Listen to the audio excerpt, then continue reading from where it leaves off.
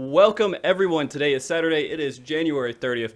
I'm Frosty, and this is MogTalk. If this is your first time joining us, MogTalk is a show where we discuss a variety of topics involving Final Fantasy XIV in hopes to keep you more informed and help make you a better player.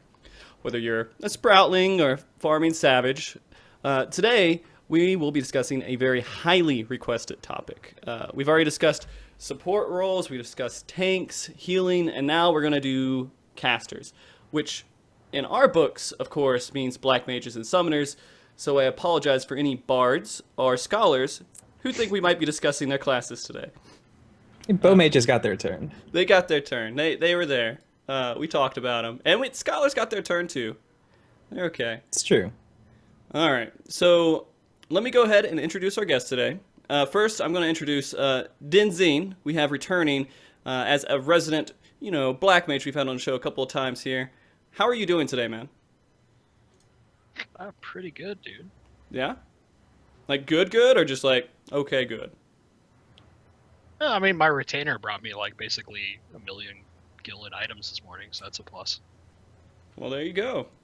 You're doing good, man. I gotta ask this of everybody. I'm gonna ask this of everybody too. What got you into playing a caster role in Final Fantasy XIV? Final Fantasy XI, I played Black Mage. So Final Fantasy XIV, I played Black Mage. Yeah, fair enough. I mean, that makes a lot of sense to me. I hear you, BlackCat. Oh. I hear you. Totally hear you. I'm messing with you. I'm going to talk to you anyways here in a second anyways. So the next three guests I'm going to be introducing are making their debut to the show today. And first of which is BlackCat, which is a very insanely skilled black mage who kind of lives on the top of FF logs for black mages, at least that I know of. How are you doing, BlackCat? Are you doing pretty good? Oh, I'm doing very good. Yeah? Good, Yeah. good? Like good? Yeah? Okay. That's what I'm looking for. So, same question I got from the Ask Dens. What got you into casting for the game? I like explosions. Okay. Explosions are awesome. I mean, I think Black Mage is one of the most colorful and graphically pleasing classes, isn't it? Yeah, definitely. Okay. All right. Well, good. Next, we have actually an FC mate of BlackCat, another very skilled summoner, and a shout out to Elysium for all donating so many skilled players to the show recently. I've heard all the Elysium talk jokes, but I'm still very happy with everyone we've had on the show so far. Balana, hopefully you don't make that different. I'll do my best. Okay, so I know you've been playing, Black Mage kind of recently, but you're definitely one of the earlier summoners to clear A4S. What brought you into actually playing a summoner? Well, I played a warlock for 6 or 7 years in WoW, and then when Final Fantasy was coming out, I'm like, hey, they put a warlock in, so I played in the Head Start. I played warlock, or not warlock, but summoner in that. Yeah. And just kind of stuck with it through then. Except in Final Coil, I actually hung up the book and took up the Black Mage staff for that. Had to switch sides for a little bit, but I'm switching back over to the summoner. So been riding that through Savage lately. I definitely prefer summoner over Black Mage, and no offense to the Black Mages on the show, but summoner is so much fun to me. It's like whack-a-mole with dots. I just love it. And then I get to res people. Black Mages, who do you res? All right, there you go. Anyways, Logon is our last of the three new guests here on the show. Another extremely skilled player, again, sitting on the top of FF Logs. A very, very amazing summoner. How are you doing today, man? You doing pretty good? Good, man. Thanks. Awesome.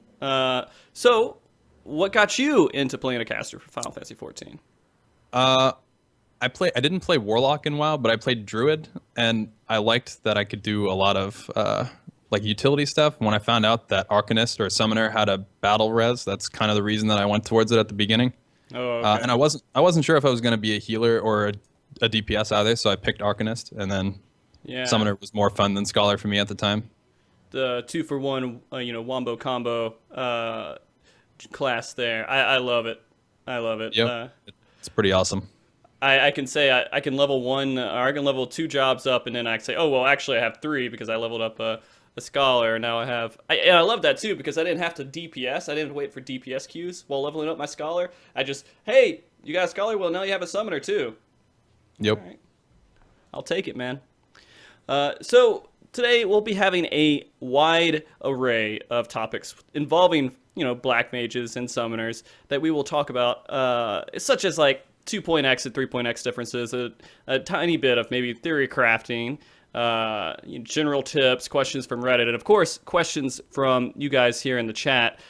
So please, I'm begging you, ask questions you have throughout the show, and Kerr will be actually gathering all these questions. So, and we'll discuss them, I think, kind of throughout the show. Maybe we'll take a break before the Reddit questions, do a few viewer questions, and then hit the rest of them at the very end of the show. Depending on how much time we have, we might be just shotgunning them, but we'll see how it works out. Today, again, we are very lucky to have an awesome pool of great players join us, so we're going to do a little bit different with the format. I'm going to start a topic off. I'm going to say this topic is for the summoners, and then one of you guys will decide between the two of you who's going to answer the question, and we'll go forward from there. And again, if, let's just say Balana answers the question, and when Logon thinks he's a complete idiot for what he said, when Logon, feel free to correct him and say your piece on it too. Sure. So, to start off the show, and again, I'm doing this so we don't have a 5-hour show. We might still have a 5-hour show. I don't know. We'll see how it works out. But to start off the show, I would like to actually hear from both black mages and summoners, but I'll start with black mages here that are with us today. Do you feel like the two jobs are kind of balanced for each other, or is black mage just like so much superior, or summoner so much superior? Is there like an imbalance that needs to be corrected in any way? And that's for you guys, Denz and BlackCat. All right, BlackCat. Okay. Yeah, I feel like they're very balanced right now. For, let's say, AoE turns, like, A2S summoners are always going to be better right now. Like, they've got so many tools for AoE. And even when A1S went on longer, they could double dot for, like, half the fight, 3/4 of the fight, and that made them very good for that situation. Then again, Black Mage is very good for single target sustained, and any time where you have to get things down and burst something down quickly, not dependent on your cooldowns at all, Black Mage is very good for that, like, let's say the ads phase of A3S or something. Okay. Yeah, I mean, that makes the most sense. So basically, you're saying Summoner is good for, like, AoE, like, if you have more than one ad constantly throughout the fight, and then Black Mage would be better if it's just one focused ad? Kind One of. focused target? Okay. So, do you guys over here on the Summoner side feel exactly the same way? I know. I think they're pretty balanced overall, but I think at different points during a patch cycle, how good each one is changes. So like I think Summoner at the beginning is usually pretty strong, especially when learning fights, and then I think by the farm season, Black Mage almost always passes them. So Okay. like it really depends on where you are in a patch cycle. Overall class balance works, but based on the fights, like it changes. Like Black Mage right now I think is better than Summoner on a lot of the fights, but in Prague that wouldn't be the case. Okay, so you think it's safer to bring like maybe a Summoner throughout progression? I think it's quicker. It can be. It depends on the fight, or the patch cycle. But overall, I think that it sort of works that way. Okay, that makes sense to me. Do you think it's mainly because of the res, or what kind of? Well, no. I think Black Mages have to learn fights a little more than Summoner Black Mages have to learn the fights better to be able to maintain their rotation, and Summoners sort of get the rotation. They ramp up quickly, and then, but then they plateau fairly fast as well. And Black Mages just keep getting better. Okay. In my experience, yeah. That makes sense to me. Denz, do you have? I want to come to you, Denz, real quick and see if you think that there's anything different from there. Do you think that summoners kind of have the upper hand during progression as well? Yes and no. Like the biggest thing that Win is 100% perfect on is that Black Mage is all about fight knowledge, because you have to know when you can and cannot move. Like we're such a turret-oriented thing that if we aren't expecting a move and we get forced to move, we can potentially drop out of something like a Nokian or drop fire stacks, and that's horrific for our ability to keep up on DPS. But the better and better you know a fight, the scarier and scarier a Black Mage is going to be for their ability to do DPS. That's awesome, man. So I guess another fact there is you Black Mages lose a lot of shit if they mess up, right? Very much so. Yeah, I'm sorry I cussed again. I'm just trying to get it out of my head. Unprofessional. Yeah, I'm very unprofessional right now. So, I mean, do you guys often have that frustration where you're in the middle of a fight and you're just like, you get sucked up in, let's say, A4 or something, and then it's just like the end of your DPS? No? Well, since a lot of Black Mage is just planning the fights in the first place, and you will get the chance during progression to actually do this because of the amount of time and the amount of pulls you actually spend on this. But anyways, if it's something like Quarantine and A4S, you'd actually get a plan to say, okay, I'm going to have both a Nokian and fire stacks, or if it's, let's say, the end of the second leg, just fire stacks, going into it, and it's not going to drop. And you'd base your rotation on that because it's a completely scripted fight in the first place. Right. So I guess I hear that complaint all the time. Black Mages are just complaining about how much they get screwed over in certain fights, but you think that's mainly just because they're not planning out probably properly for those situations? Yeah, definitely. Okay. That seems like a completely fair point. Summoners, do they have anything that will cause that kind of situation to where a certain mechanic happens in the fight and they're just screwed the rest of the fight, or is it really the same thing? You just have to plan out, or can you just be super reactive and it doesn't even really matter as a summoner? Well, one thing that can happen is this happens sometimes in A2 when you use Bane as a summoner. If it doesn't hit anything, it doesn't spread dots to another target, then you don't get a Aether Trail attunement stack. So then for the rest of the fight, you're down like one peg, basically. Like it's a bit, you're gonna either lose one Dreadworm Trance or you basically just lost an Aether Flow to that, and it kind of throws you off a bit. But it's a bit easier to recover, I think, as a summoner than as a Black Mage for when you run into like kind of adversity in the middle of an encounter. Okay. All extremely fair points there. So in the end, we're saying Black Mages will end up being better in the long run. Currently, with the patch cycle and how everything is working, but summoners are usually really good starting out and learning fights. Right. You could say that the generally on a fight, a Black Mage will have a higher skill ceiling. Like they'll get to the point where they know where every single possible interruption to their rotation is going to come out, and they can plan for that ahead. But they have to set that out. They need to plan these things out. They need to know the fight forwards and backwards before they can really hit their maximum potential. While summoners, you get a little bit more of a leeway with that, where you can move around a lot more. You're not necessarily rooted in one spot. Your dots are still doing damage. Your pet's still doing damage while you're moving around. So that's where the content cycle, where summoners and Black Mages are really competitive at the beginning, and Black Mages will tend to pull ahead near the end of the cycle. Okay. Completely fair point there. All right, so but let's go into a little bit of other differences between the two classes, and usually I don't know what the differences are for stats and like maybe some key theory crafting differences between them. But the next question I have for both of you guys is in regards to secondary stats and maybe some other differences. Do you think that Black Mages and Summoners pretty much just want the same gear, or do they want different gear with different stats? Okay, they do not want the same gear. We got that. Yep.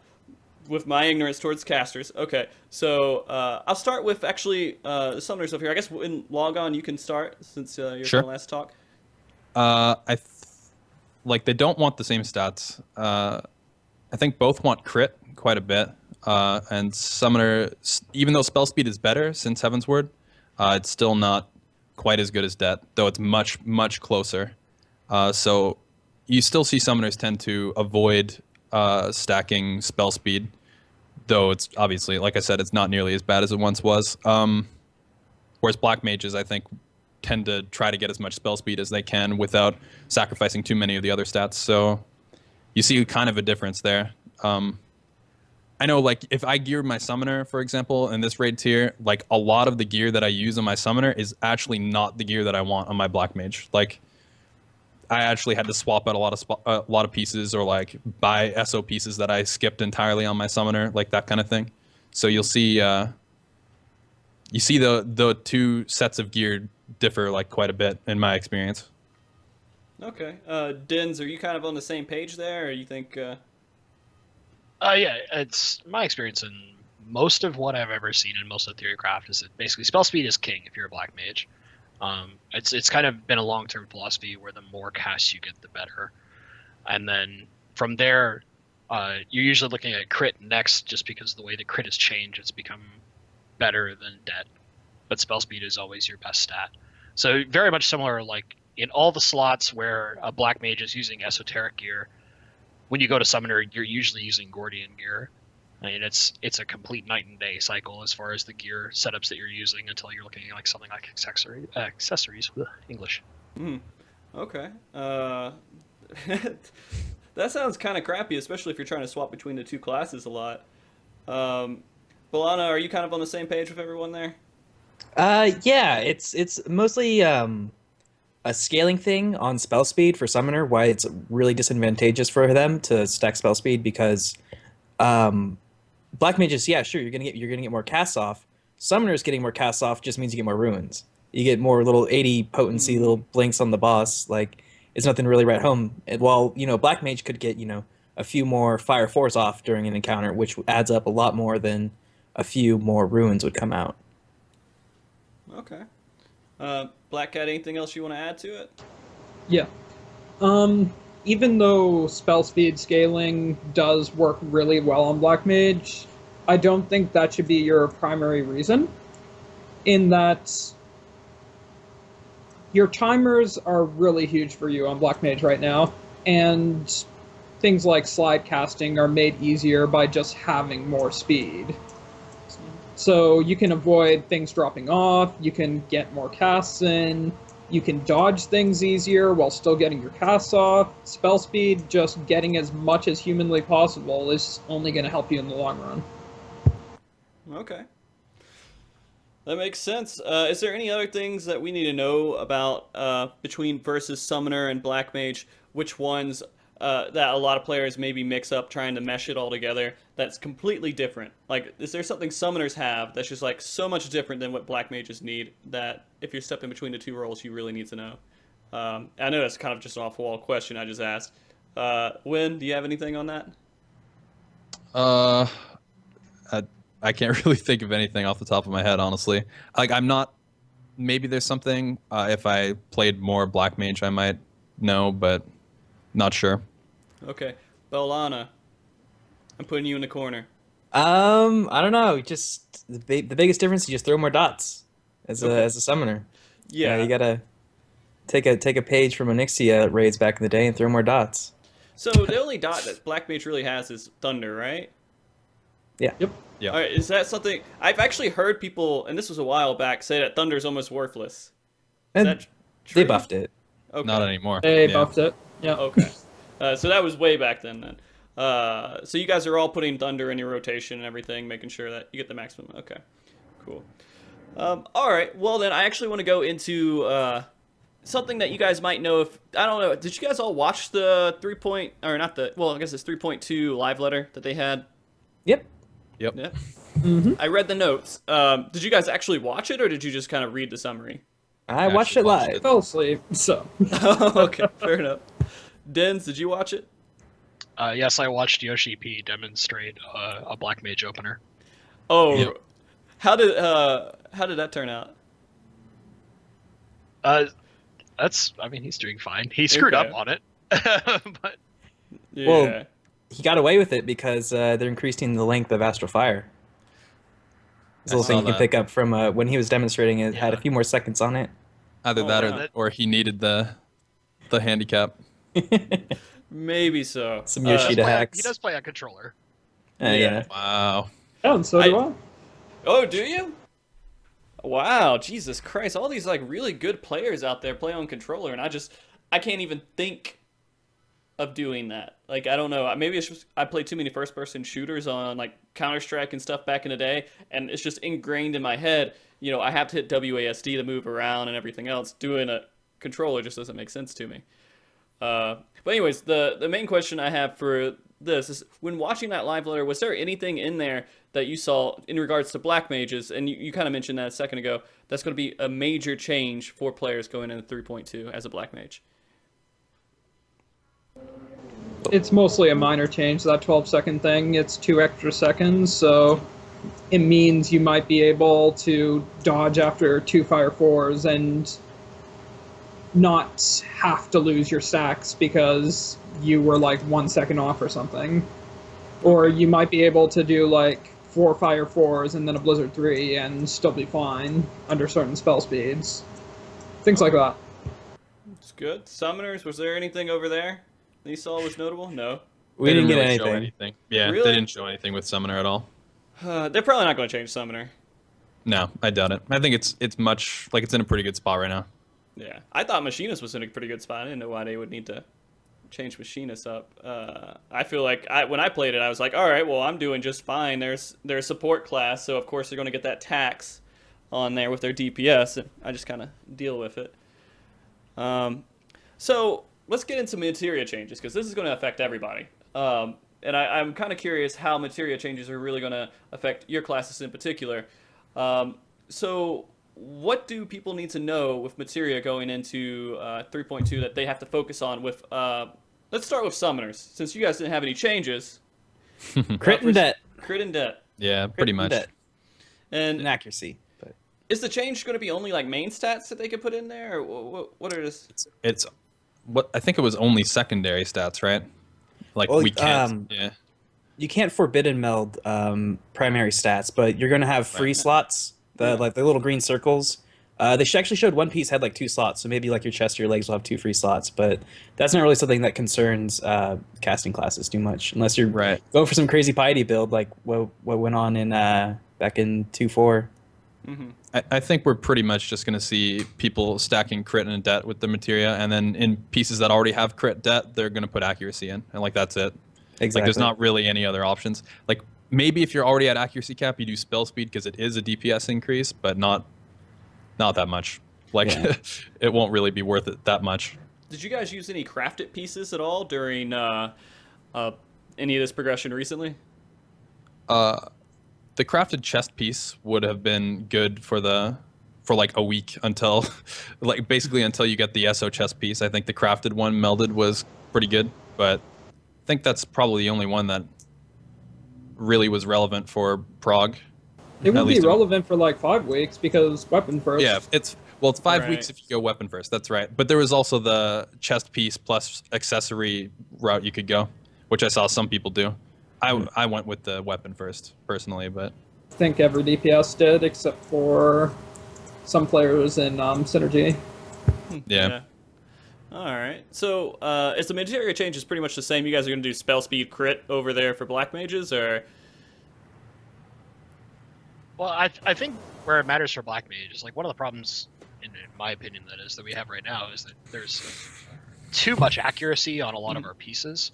So it's going to allow us to take pieces that might not be perfectly itemized and fix some of their itemization with materia, or make other pieces last longer for people that aren't at like the bleeding edge of raid content. So like if for some reason you have the black mage SO pants, like some poor soul like myself, their accuracy, a million accuracy on those stupid things, and if I could put speed on them, they would be significantly better. So the ability to like meld on stats that aren't there will just boost black mage, period. Okay, that makes perfect sense to me. I guess I have another kind of question that just kind of came to mind. With the materia changes and them giving you a lot more options with your stats, are we going to see any kind of specialized builds? Like, are there going to be any classes going out there trying to do new things? Well, at least with Summoner Black Mage, and have like a build to say, oh, well, I want to be a spell speed summoner, and then it actually matter because they get hit like a certain point with it, or is it no, stats are going to be the same. There's not going to be any cool specialized builds out there. When Heavensward first came out, there is a breaking point where you get like an extra cast during Dreadworm Trance, Hmm. but you have to sacrifice so much to get there. I think it's in like 1.2k region. So it's you'd have to be stacking spell speed on spell speed to even, have a possibility of getting there next tier. And Yeah. you'd be giving up too much for that to even be worth anything. Okay. Basically, yeah, on Summoner, that's the only benefit spell speed could give you is an extra, really. Like, obviously you get more ruins overall, but the goal would be to get an extra Ruin 3 in Dreadworm Trance, and that's like, yeah, the amount you would have to stack to pull that off is ridiculous. Like, it's just not, with current stat caps, it's like, you would sacrifice way too much. Okay. Anything for black mages? Are there going to be any kind of varying builds out there with these kind of options? Not really. It's just going to be more spell speed and crit. Okay. And we're going to get way too much accuracy. I can pretty much see that again. Oh yeah. At first, I had way too much accuracy as a machinist going in there, but like I hit like a certain point when I was upgrading gear, and it's like, nope, just kidding. You're not gonna be able to hit nothing, and I had to sit there and struggle for weeks getting the wrong type of gear in order to actually keep up. But I remember our black mage was always like, I can't get rid of this fucking accuracy. And I did it again, guys. I'm sorry. Uh-oh. I'm getting too passionate here about. I'm gonna get you a casting. bar of soap. Yeah, just put it in my mouth and just eat it and chew on it the entire show, just snapping it off. All right. So the next question I have is kind of one of these things that is a little bit of a debate, mainly because of it was related to a lot of black mages that were playing in the recent turn of Savage. If you're going to learn either black mage or summoner, do you feel it's vital to understand how the other caster functions, or do you need to level it up just because you need to have both classes to be superior for certain turns? For example, of course, is a black mage switching the summoner for A2S. And I'll ask that, of course, of the black mages here first. Dens, I'll let you go. Sure. I don't think you absolutely have to. Like, black mages can do reasonable damage in A2, but I think it is good to know how both function, because if you look at like even 2.0, right, in second coil, black mage took a pretty major hit. Summoners were king as far as the two caster classes are concerned in second coil. So having the flexibility to swap between the two because the gear is so similar, sorry, phone, is beneficial. I don't think it's necessary, but I would say if you are going to level the class anyway, you might as well get so familiar with it that you could play either of them at any given time. Okay. When Logon, coming from like a summoner perspective, do you need to level up a black mage at all? I think it's very helpful. There are some fights and strategies that the community like latches onto, such as in A4, where black mage is just better than summoner. I like how you straight said up. community latches onto, like it's not true. It's just kind of how meta turn. If you kill all those ads, then I think summoner is fine. But Okay. if you're letting the ads blow up and you're sacking them, black mage is by far the best, and that's sort of what everyone ended up doing eventually. So, like in that case, knowing both classes would be very beneficial. Like if you're a summoner main, knowing black mage for that class or for that fight in particular is very useful. And there's been situations like that in other fights. It's similar to A2, summoner is better than black mage. Like there's not really competition there. Like it's, A4 is a more important fight, but it sort of works both ways. It's useful to know both. I don't think it's necessary though. You should know how they work, but you don't necessarily have to switch to it to play it.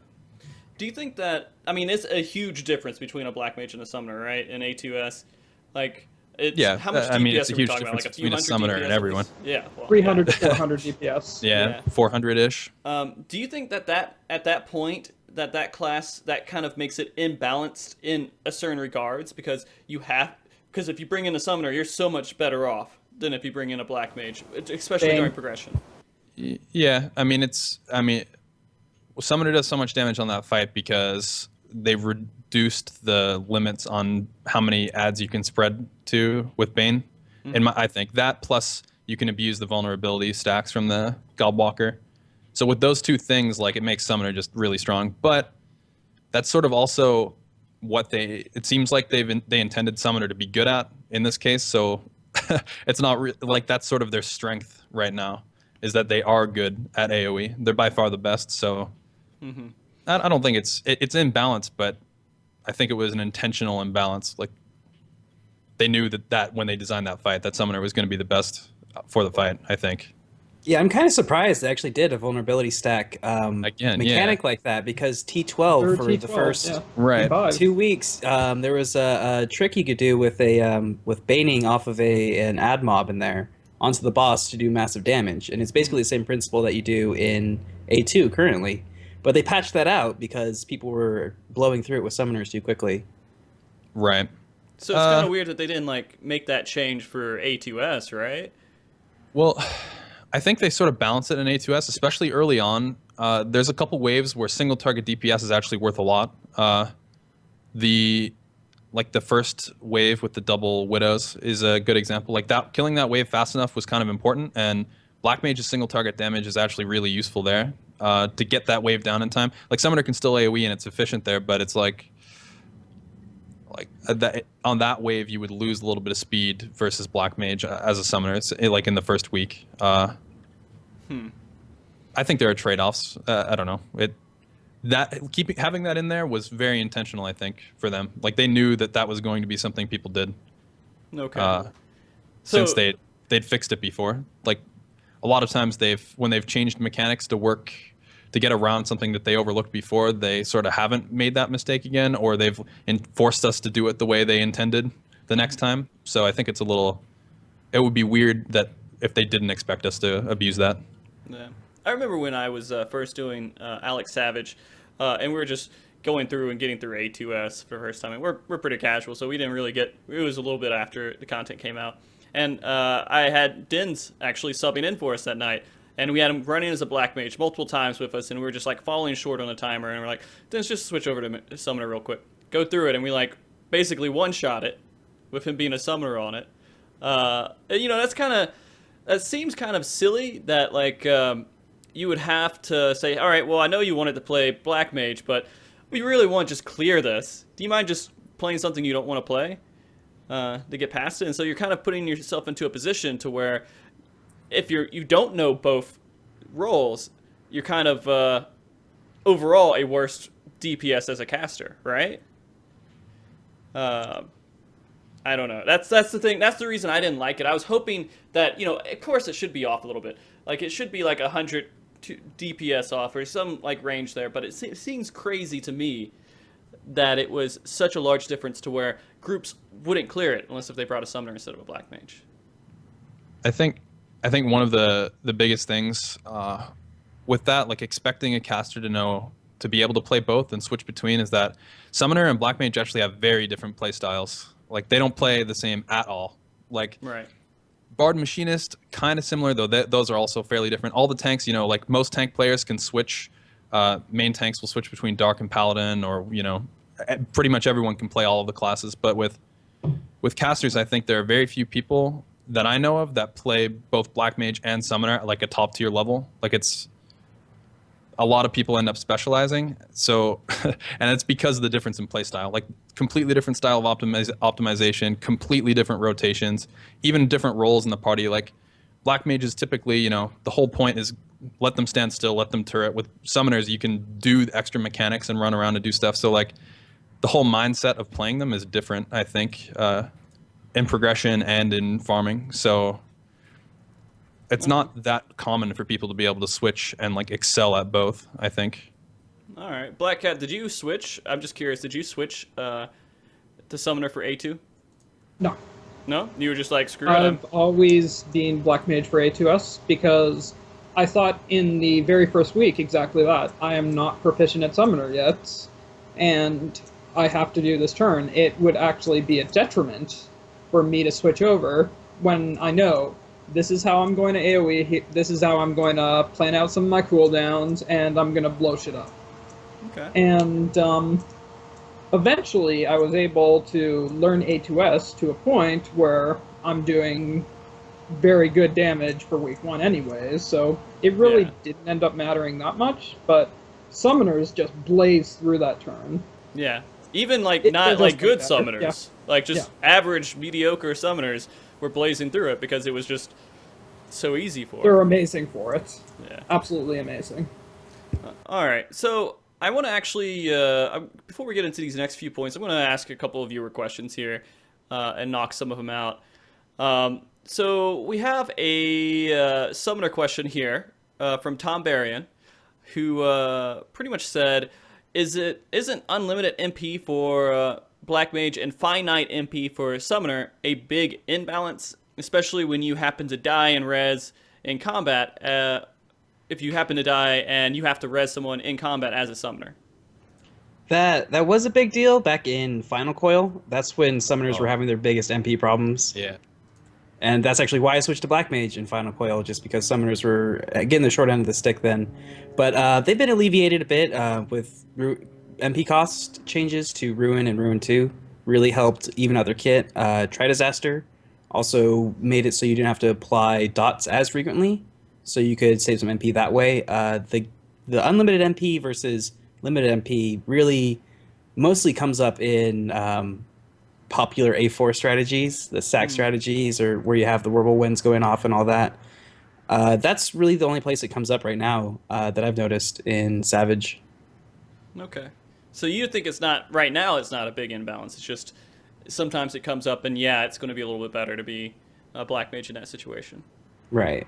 Okay. Yeah, it definitely can. I mean, it is still a finite resource. Like when fights go like to 13 minutes, you could still run low on, like, if you're not getting a ballad for the healers, then you still have to manage your MP. You need to make sure that you're not using Ruin 2 all the time instead of Ruin, and just be a little careful. But if you have to raise, you might have to energy drain.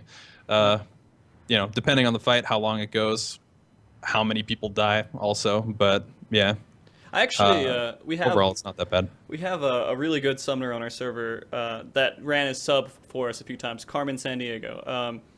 And when she's running a sub before us, I swear I hear it like at least 5 times during the run, is asking for MP. Run ballot. Get MP, please. I need MP for it. And do you guys find that actually happening to you guys a lot, where you're constantly asking for MP to actually push your DPS up that much more? No. I try really hard to not ask for ballad unless I absolutely have to. So if I get low and it's my own fault, I'll energy drain instead of Fester if I have to keep MP. It's that one energy drain's probably better than the Bard losing 20%, honestly. So if that can keep me And going to less the next Aether foes. Flow, then I can go. Less Yeah, foes, and that's right. and less foes. That's true. There's actually a lot of trade-offs there. Plus the Bard loses a global and a little bit to cast ballad. It's just not. I try to avoid that. In progression, I might ask for it. During farming or just I'll never ask for ballad. Okay. Excellent. I'm really glad we went over that then, because that was something that I always just kind of assumed that after a while summoners were going to start asking for MP. But okay, all right, let's ask a Black Mage question here real quick. MV asked, my question is, I've been told by lots of people that Thunder spells on Black Mage in 3.x. Oh, okay, we actually already went through this. Shouldn't be used by other players. But other players tell me you should use them. So what's your opinion on Thunder? Is it a situational thing, or do you use... Actually, I guess this kind of expands upon it a little bit. Is there situations where you would use Thunder and some situations where you wouldn't use Thunder? Or is that just if the dot just doesn't go off all the way? Pick me. Okay, Denz, you got it, man. Yes.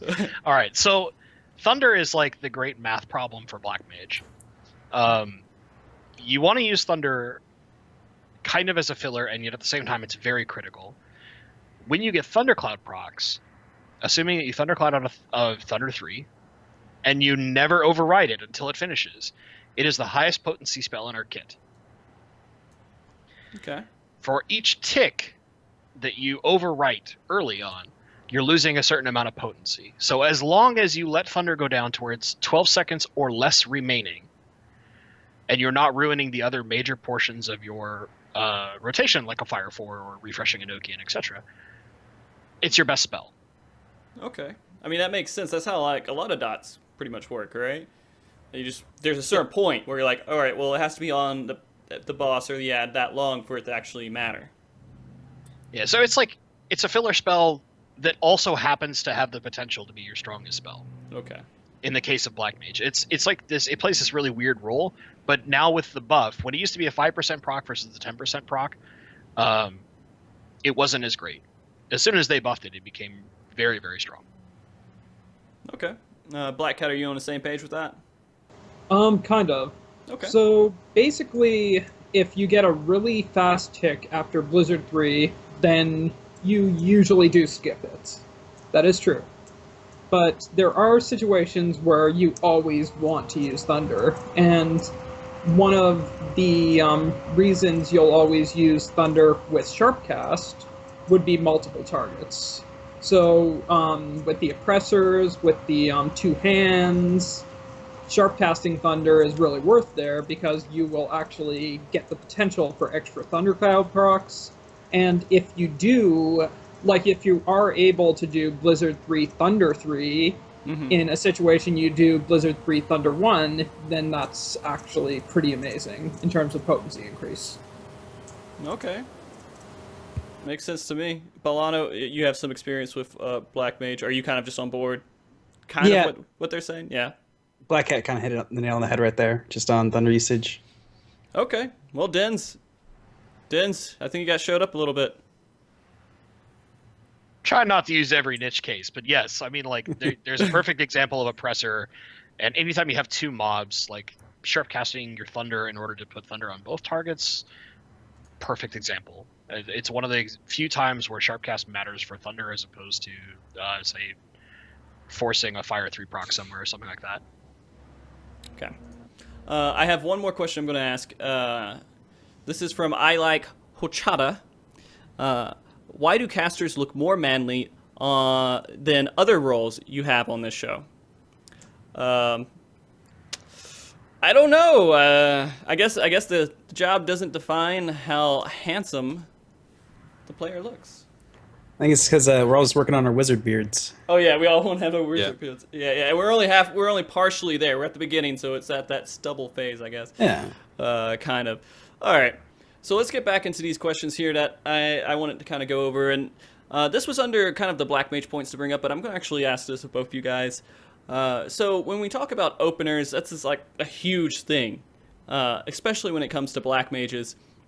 And what, Denz, you kind of told me there's a lot of different openers you can choose. So I'm going to ask this. I'm going to ask this of BlackCat first. What opener do you think is the best out of all these openers people are using, and why is it better than the other ones?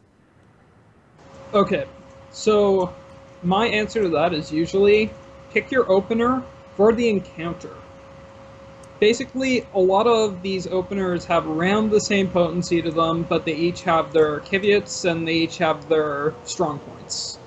And the original opener a lot of people were using was the Fire 3 6x Fire 4 opener, but then I came along and said, hey, wait, after Blizzard 3, you're stuck waiting for, like, at least 3 seconds, possibly, on an MP tick before you could even use Blizzard 4. And sometimes you can't even use Thunder there anyways. So, me, Sherman Ultra Strong, Leroy T, came up with this Sharpcast Fire 1 opener that kind of alleviated that. You got 5 Fire 4s, but you got a Flare. But you also didn't have that odd time where after Blizzard 3, you're just waiting and waiting and waiting before you could use Blizzard 4. You could just go straight into Thunder 1. So when I'm saying use the right opener for the instance itself, I'm saying, okay, when are you going to have to dodge something? So let's say on Thornton, if you hit Sharpcast Fire 1 right as the boss is pulled, at 0, and he's not pulled early or anything, your Swiftcast Flare will line up with having to dodge Meteor Rain. You will not eat it. Huh. That is very worth. Most Black Mages will eat it anyways. Well, then it is. Yeah. And then you can think of A3S. A3S, a Fire 3 opener, is actually very good, because using Firestarter will actually line up with dodging Protean Wave. So that kind of thing. All right, Denz, I want, since there's a lot of different openers. I guess you might have a different one, and there might be. Why is your opener better than BlackCat's? It's not, because I am actually of a similar philosophy. Oh, So okay. There you go. the thing is, I've tested a lot of different openers, and like you can go to say like Eichel's Guide, which BlackCat referenced. There's 3 different openers on that guide, and there's an explanation as to why they're situational. And one, it comes from like his suggestion in Leroy T when they built the Sharpcast opener versus the 6 Fire 4 opener versus the Quad Fire 4 opener. And there's some other openers that you can test if you have, like, say, really bad latency. Like if you're playing from Australia trying to play on an NA server, for example. There are other openers you can try out that are a little better for your latency. The biggest thing is picking the correct opener for the encounter. Or just picking the right opener for your comfort level. I tend to prefer the Sharpcast opener just on almost every fight, because it lines up with some of the timing for my gear, because I have lower spell speed at the moment. Okay. So when we go into openers, let's switch it over to summoners. Do you guys have different openers, or is it all the same opener? There's a few different ways to go at it. Yeah. Okay. Go ahead and tell me what's a good opener and why do you use it. And I'll start with you. Okay, yeah, Balana. All right. What I use is basically based off if you've read High's Tome of a Summoner Guide. Yeah. It's based off the, what did he label it in there? I think the 2 Fester, 1 Pain Flare kind of opener. Pretty much what Summoner openers boil down to is what you do with your first 3 Aetherflow stacks. Because there's differing philosophies where you either want to get rid of all your stacks as fast as possible and get into Dreadroom Trance, or you want to increase the amount of potency you get from each one of those your initial 3 stacks, but that'll push Dreadroom Trance off a little bit. So there's 2 different philosophies you can kind of go at your opener as a summoner, and that lines up later with all your other Dreadroom Trances and your 1-minute cooldowns later down the road. So depending on which fight you're doing, when you need your burst, that's really going to depend on what you do with those first 3 stacks. Okay. Sounds Yeah, good to me. there are, like, I've seen a lot of different openers, and I think even if you do, like, they're typically like classified by how you use your stacks at the beginning. Like you said, we have, like, I use the 2 Fester, 1 Pain Flare opener, which I think is the best overall. Like, it's the highest overall potency, but it's a little slow getting into Dreadroom Trance. Whereas I've seen openers where you immediately try Disaster, Fester, Pain Flare, Energy Drain, Dreadroom Trance right there, and then reapply your dots in there as well. Like, there's a lot of different openers that basically come out to be about the same damage by the end, and all they do is change when your cooldowns line up later. Okay. There's kind of just like guidelines people have to follow, and if their opener does that then they're pretty much good to go, I think. Like, I don't know. I've looked at High's guide. I think he has like 3 openers in there or something. Like, he's got a few different ones in there. They're all okay. Like, You can't whichever go wrong. one, right? Like, whichever one people want to use, like, they can use, and they'll still be able to do good damage, basically. Okay. Well, that makes that's pretty damn straightforward. Just use your opener to the best of your ability and how it kind of flows with all the mechanics that are coming forward, right? Right. I mean, That's it right. also depends on what buffs you have up. Like, Trick Attack, for example, when that hits, might change how you want to use your opener. Because you want to get like your super buff dots in the Trick Attack. If they do the Ninja opener where Trick Attack lands like right away, there's one where it lands right away and one where it lands a couple globals in. The one right away would, like, my opener doesn't work with that one, for example. Like, I basically miss the whole Trick Attack, but the one where Trick hits a few globals in, I'll be able to apply my dots in like the last second of Trick, which is pretty much as good as it's going to get, because Dreadroom Trance is 15 seconds and Trick is only 10, so you can't do everything in there. Yeah, I think that's something a lot of people don't realize is that while you're trying, and this is just DPS in general, while you're trying to do good DPS, you have to pay attention to what everyone else is doing in the raid. When is Trick Attack coming? When is the Dragoon Crit, whatever it's called? I forgot what it's called already. Blooded Dragon? No? Battle Litany. Battle Litany. Battle Okay, Litany. why am I an Yep. idiot? I have a level 60 Dragoon, by the way. So Nice. Battle Litany, and then Machinist Hypercharge. When are these things coming? And so you can kind of line these things up a little bit better to produce more damage. But people don't think about that. They're like, I'm going to do what I'm doing, and hopefully everything works out. When really, if you want to boost yourself up, you should be paying attention to everyone else. Okay, so let's go into this next question we have here.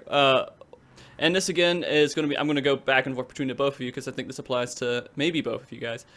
So what skills do you think black mages don't make proper use out of? And BlackCat, do you have any ideas on that? Anything that doesn't damage people. So, ethereal manipulation, definitely. Usually you want to use it when you have to stack into a group. Like, it's not always great if you have to move a small distance. Like, usually a couple slides are fine for that. But let's say you get knocked away by wash away, and then you want to quickly get back into the stack so that you can take the stack damage. Also, you don't want to interfere with other digis or anything like that. So you get a couple of casts off, and then you, let's say, ethereal manipulate back into the stack. That's a very common thing to do. Another thing is Mana Wall, Mana Ward are still very, very good. An interesting example was actually from Ravana, in which you could use both of them on Final Liberation to take a prey while having the purple circle under you, and really not take too much damage, because one of them is physical and the other one's magical. And that kind of thing actually is pretty interesting to getting utility out of something that's not usually for utility. There's some encounters that start with AoE damage, in which case you could actually pre-pop Mana Ward for them. A1S is an example of that. You can have that first Gunnery Pod not take off your Stone Skin. Using Mana Wall for those prays, like when double pray is out, that's great. Using APOC for certain tank busters or cleaves in A4S, or the drainage tethers. Using your virus for extra physical adds, like in the T13 Shadows, I believe. Benus, the hand slaps in A3S, all those kinds of things. All right, Dens, do you think you missed anything there? I'm going to answer a question in chat. Sorry. Sure, go ahead. Do it. Pocket of stasis. Okay. Okay. Or Chata asked us to correctly pronounce it. Okay. One of the other thing I think, I say like fledgling black mages don't use slide casting enough. Like they do not teach themselves or necessarily understand how to use slide casting correctly. I think ethereal manipulation is the skill that most people do not abuse enough, because it is very, very powerful in almost every fight as far as saving yourself time to get an extra cast in for your movement. And I mean, BlackCat hit the nail on the head for several awesome examples of where you should be using ethereal manip instead of running. No. But I mean, the biggest thing is like just understanding that a lot of your skills actually, instead of just being a defensive thing, are effectively offensive cooldowns, because they let you soak up damage in some places where you normally could not, to keep casting. Okay. Makes perfect sense. Are there any in Summoner's world that you're like, I can't believe that more Summoners don't use this? I don't think people use their pet abilities enough, personally, but that's like a really small example. I would like to see I would like to see them design fights in which surecast is useful or more useful. Because I think that's a fun mechanic. Like, oh, this will interrupt, so I use surecast here. Like, that's kind of, I think that's interesting. But what if you wanted to eat one of those seeds? Yeah. well, exactly. Well, I time my spells so that they're ending when seed lands. But yeah, you could do that. One example of where I actually do cast it, surecast, which people don't use, but in Ravana, when he goes untargetable and drops like the giant purple circle things on you. You know what I'm talking about? Yeah. That interrupts casts, and and I want to cast a Shadow Flare, which is a fairly long cast beforehand, so I'll Sure Cast, eat the hit. Sometimes it interrupts, sometimes it does. Well, it won't if I have Sure Cast on. I drop the Shadow Flare in the middle. More things like that I think would be interesting, but Summoner really doesn't have that many underutilized spells, or like things that people should use that they don't use, I guess. Okay. Balana, Yeah. you feel the same way about that, or? I guess the only thing underutilized would be something you just said is the pre-casting a Shadow Flare, where you have like downtime in the middle of a fight. Right. Like back with all the old primals, they jump away and you can get a free cast in while they're up there with this Shadow Flare. Also, I want to say Thunder because I had that back in 2.0 and I really want to have that back. I want Go that back to- too. Let's make it happen. Let's do it. Give me my Thunder back. How many dots are you putting up? Lots. Like, yeah. Lots. Jesus Christ. Oh, actually, that reminds me. Miasma 2 is underused, I think. Okay. You can use Miasma 2 if you're close to the boss. Also, people should be auto-attacking more. It's Yeah, a that's small it. game. Yeah, but That's the they should ability be to use auto attack. They should be auto-attacking. Right. Important ability. Miasma 2 is also good. It got less... It was really useful beforehand. Like, I'd use it pretty much any time I was going to use Contagion in 2.0. Mhm. Now you can use it if you're close to the boss and you want to go into Dreadworm Trance, but you don't use it in Dreadworm Trance. It's less potency when buffed with Contagion than a Ruin 3, but it's more than a Ruin 2. So the global you use right before entering Dreadworm Trance, if you put up Miasma 2 and Contagion your Tri-Disaster dots right after, it's a DPS gain. People don't do that at all. Actually, they don't even use it on multiple mobs most of the time, in which it's a big gain. Like an A2, like on any wave that'll last like a few globals worth of time, it's a DPS gain, and I don't think people use it all that much. Maybe it's because they have to get in melee range, but Okay. Yeah, if you're a summoner, you can run for free. Yeah, Blizzard 2 kind of falls in that same category where it's Yeah. you get your Miasma 2 up in the pile and then you have all your And just dots spam going. Blizzard 2 until you need to refresh, yeah. Yeah, as long as you don't run out of MP doing that. All Both right. of them have high MP costs, but they can Right, be yeah. used without running out of MP. Mhm. And they should be as filler. Excellent. All right. So let's. Do you think, as a black mage, and I'll direct this towards you, Dens, are there any sort of skills that really need to see an adjustment if people are actually going to be using them more? Or are they all good, just people don't realize it? No, there's a lot of things that Black Mage has in its kit that they just don't use. Okay. I mean, give me an example of any time that somebody uses freeze, and you don't even use it in PvP. Let's be fair. Turn 7 kiting, turn 7 savage. Turns- Yeah, you bring Summoner for that. Summoner. I was gonna say that's you bring Summoner. Oh no, Yeah. you cast freeze with fire up and it's a super fast cast. I mean, you have That's other true. Things, you have other things like Scathe that probably get ignored a little more than they should, just because it's something you can use on the run if you don't have like a Swift caster available or something. And I think Lethargy might be one of the other things that people forget about that actually has its uses. A3 being a prime example of where Lethargy does matter. But beyond that, like the Black Mage kit especially is really small as far as what you're actively using compared to, say, Summoner, which I know there's a lot more stuff in Summoner that you're using that you just don't use as a Black Mage in comparison as far as raw number of skills. Okay. BlackCat, are there any skills you're like, this needs to change, so I'll start using it more? How about Blizzard 2? How about Okay. Thunder 2?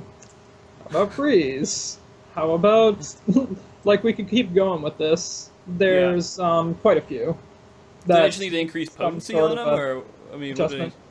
Okay, Thunder 2 is it does the exact same thing as Thunder 1 and Thunder 3. It just has a duration in the middle of both and a cast time in the middle of both and damage in the middle of both. So there's no actual reason to use it. You don't use it with a proc unless you're of the level where you can't use Thunder 3.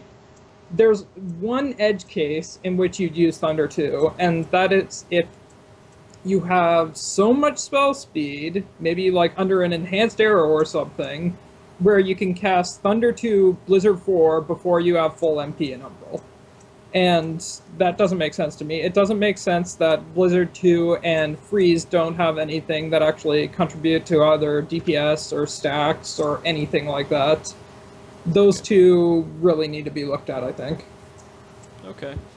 So in the world of summoners, sorry, I hit my mic there. In the world of summoners, are there any changes you're like, oh my god, I would never use this ever, but if they made one small change, I would use it? If they made Tribind 55 potency, Yeah, I'd use it it needs- over Blizzard 2. It needs to be more potency than Blizzard 2, basically. It's an ability that is really good in PvP and really not useful at all in PvE because of Blizzard 2. Like, we have a cross-class skill that's better than a job ability. I think it is it a job ability? I don't know. But Yeah, because scholars don't get it, so it's a job ability. yeah. So it's like we have a full job skill that's beaten by a cross-class, which Blizzard 2 does that bind or does that slow? it It binds. binds. They both bind. And Blizzard 2 does more damage. The only trade-off is that you have to be in melee range for Blizzard 2.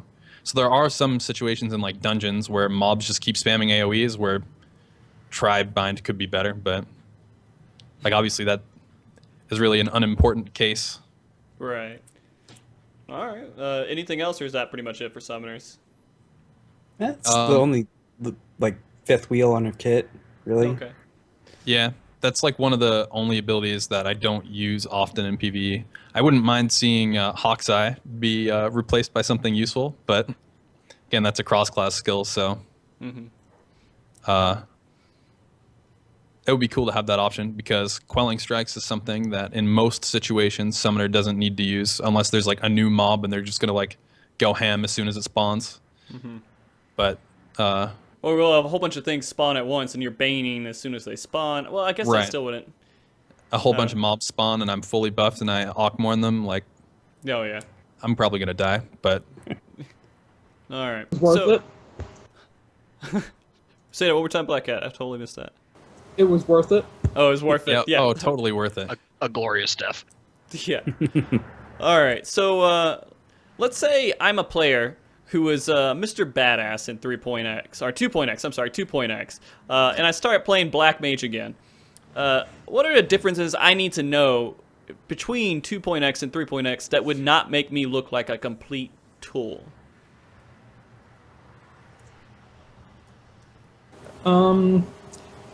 Learn how Sharpcast and Nokian works. The main thing to actually learn about Nokian is to split it up into 3 different fire cycles separated by 2 Blizzard 4s. And that pretty much determines how strict you're going to have to be on your Nokian timer. So if it's the first one, if it's not in your opener, then you actually have a lot of time to actually use procs, dodge, whatever. The second one, you're on a very strict timer from Blizzard 4 to Blizzard 4 that is more strict the less spell speed you have. And you might not be able to even get a single proc in at like 500 spell speed, and maybe 1 or 2 at like 700 to 900 spell speed. And then the third one, you kind of just let it drop off while you're using your fire spells, your fire 4s, because in that third one, your cooldowns are back up. So the other thing I'd say is to learn where to use Sharpcast and Enochian so that it fits up with the encounters. And the last thing would be to just mind your Astral Fire timer. Make sure that if you're going to have to dodge after, let's say, 2 Fire 4s, that you might end up losing Astral Fire. So you might want to plan a little bit further. Maybe you want to do Fire 4, Fire 1, 3 Fire 4s. Maybe you want to alternate Fire 4 and Fire 1s. Maybe you want to do like 3 Fire 4s and a Blizzard 3. It's more dependent on what's coming next in the encounter. Like, are you going to have to dodge something? Okay. Now, let's ask the same question. How do I avoid looking like a tool that doesn't know what he's actually doing but thinks he knows what he's doing? As a summoner? Yeah, as a summoner. So, like, I'm coming from... I played in 2.x, right? 2.55, and I was top DPS. I'm Okay. moving right into... Right now, at this current day, I'm level 60 summoner. What do I need to know that's a huge difference between the two that I need to change for my rotation, other things like that? You can't be as leisurely with your Aetherflow stacks. Back in 2.x, you had a minute to do 3 festers. And no other restrictions on it. You throw them out there whenever you can. Maybe if you need to use a Bane or whatever, but you have a minute to do 3 spells with a 10-second cooldown before you have to do Aetherflow again. Now, you've got a countdown. You've got a timer ticking on you every single time you use one of those Aetherflow stacks. So I guess the big tip I'd give to Mr. Fresh 60 Heavensward is that compared to 2.x, you need to be lining up all your Aetherflow usages. So you have Aether Trail. So you can do Dreadworm Trance along with all your 1-minute cooldowns. Okay. That's the biggest difference. Sounds good to me. You're with that too, Logon, same thing? That is pretty much the biggest difference. Like, you're just on a 1-minute timer now, and you have to spread your Aetherflow usage out across about a minute. Like, you actually have to time it properly. You can't, before you just festered as much as you could. Like, you could burn all 3, unless you knew you were going to have to Bane later, you could burn all 3 stacks in the first 30 seconds, and then it didn't matter. But now you actually have to be mindful of when you use fester. All right. Let's hit a couple of viewer questions here. I got one for Black Mages from Teddy FFXIV. Is there an order to using buffs for maximum DPS with abilities? For example, do you use Raging Strikes, Enochian, then Potion, or is there some sort of order that they need to be following?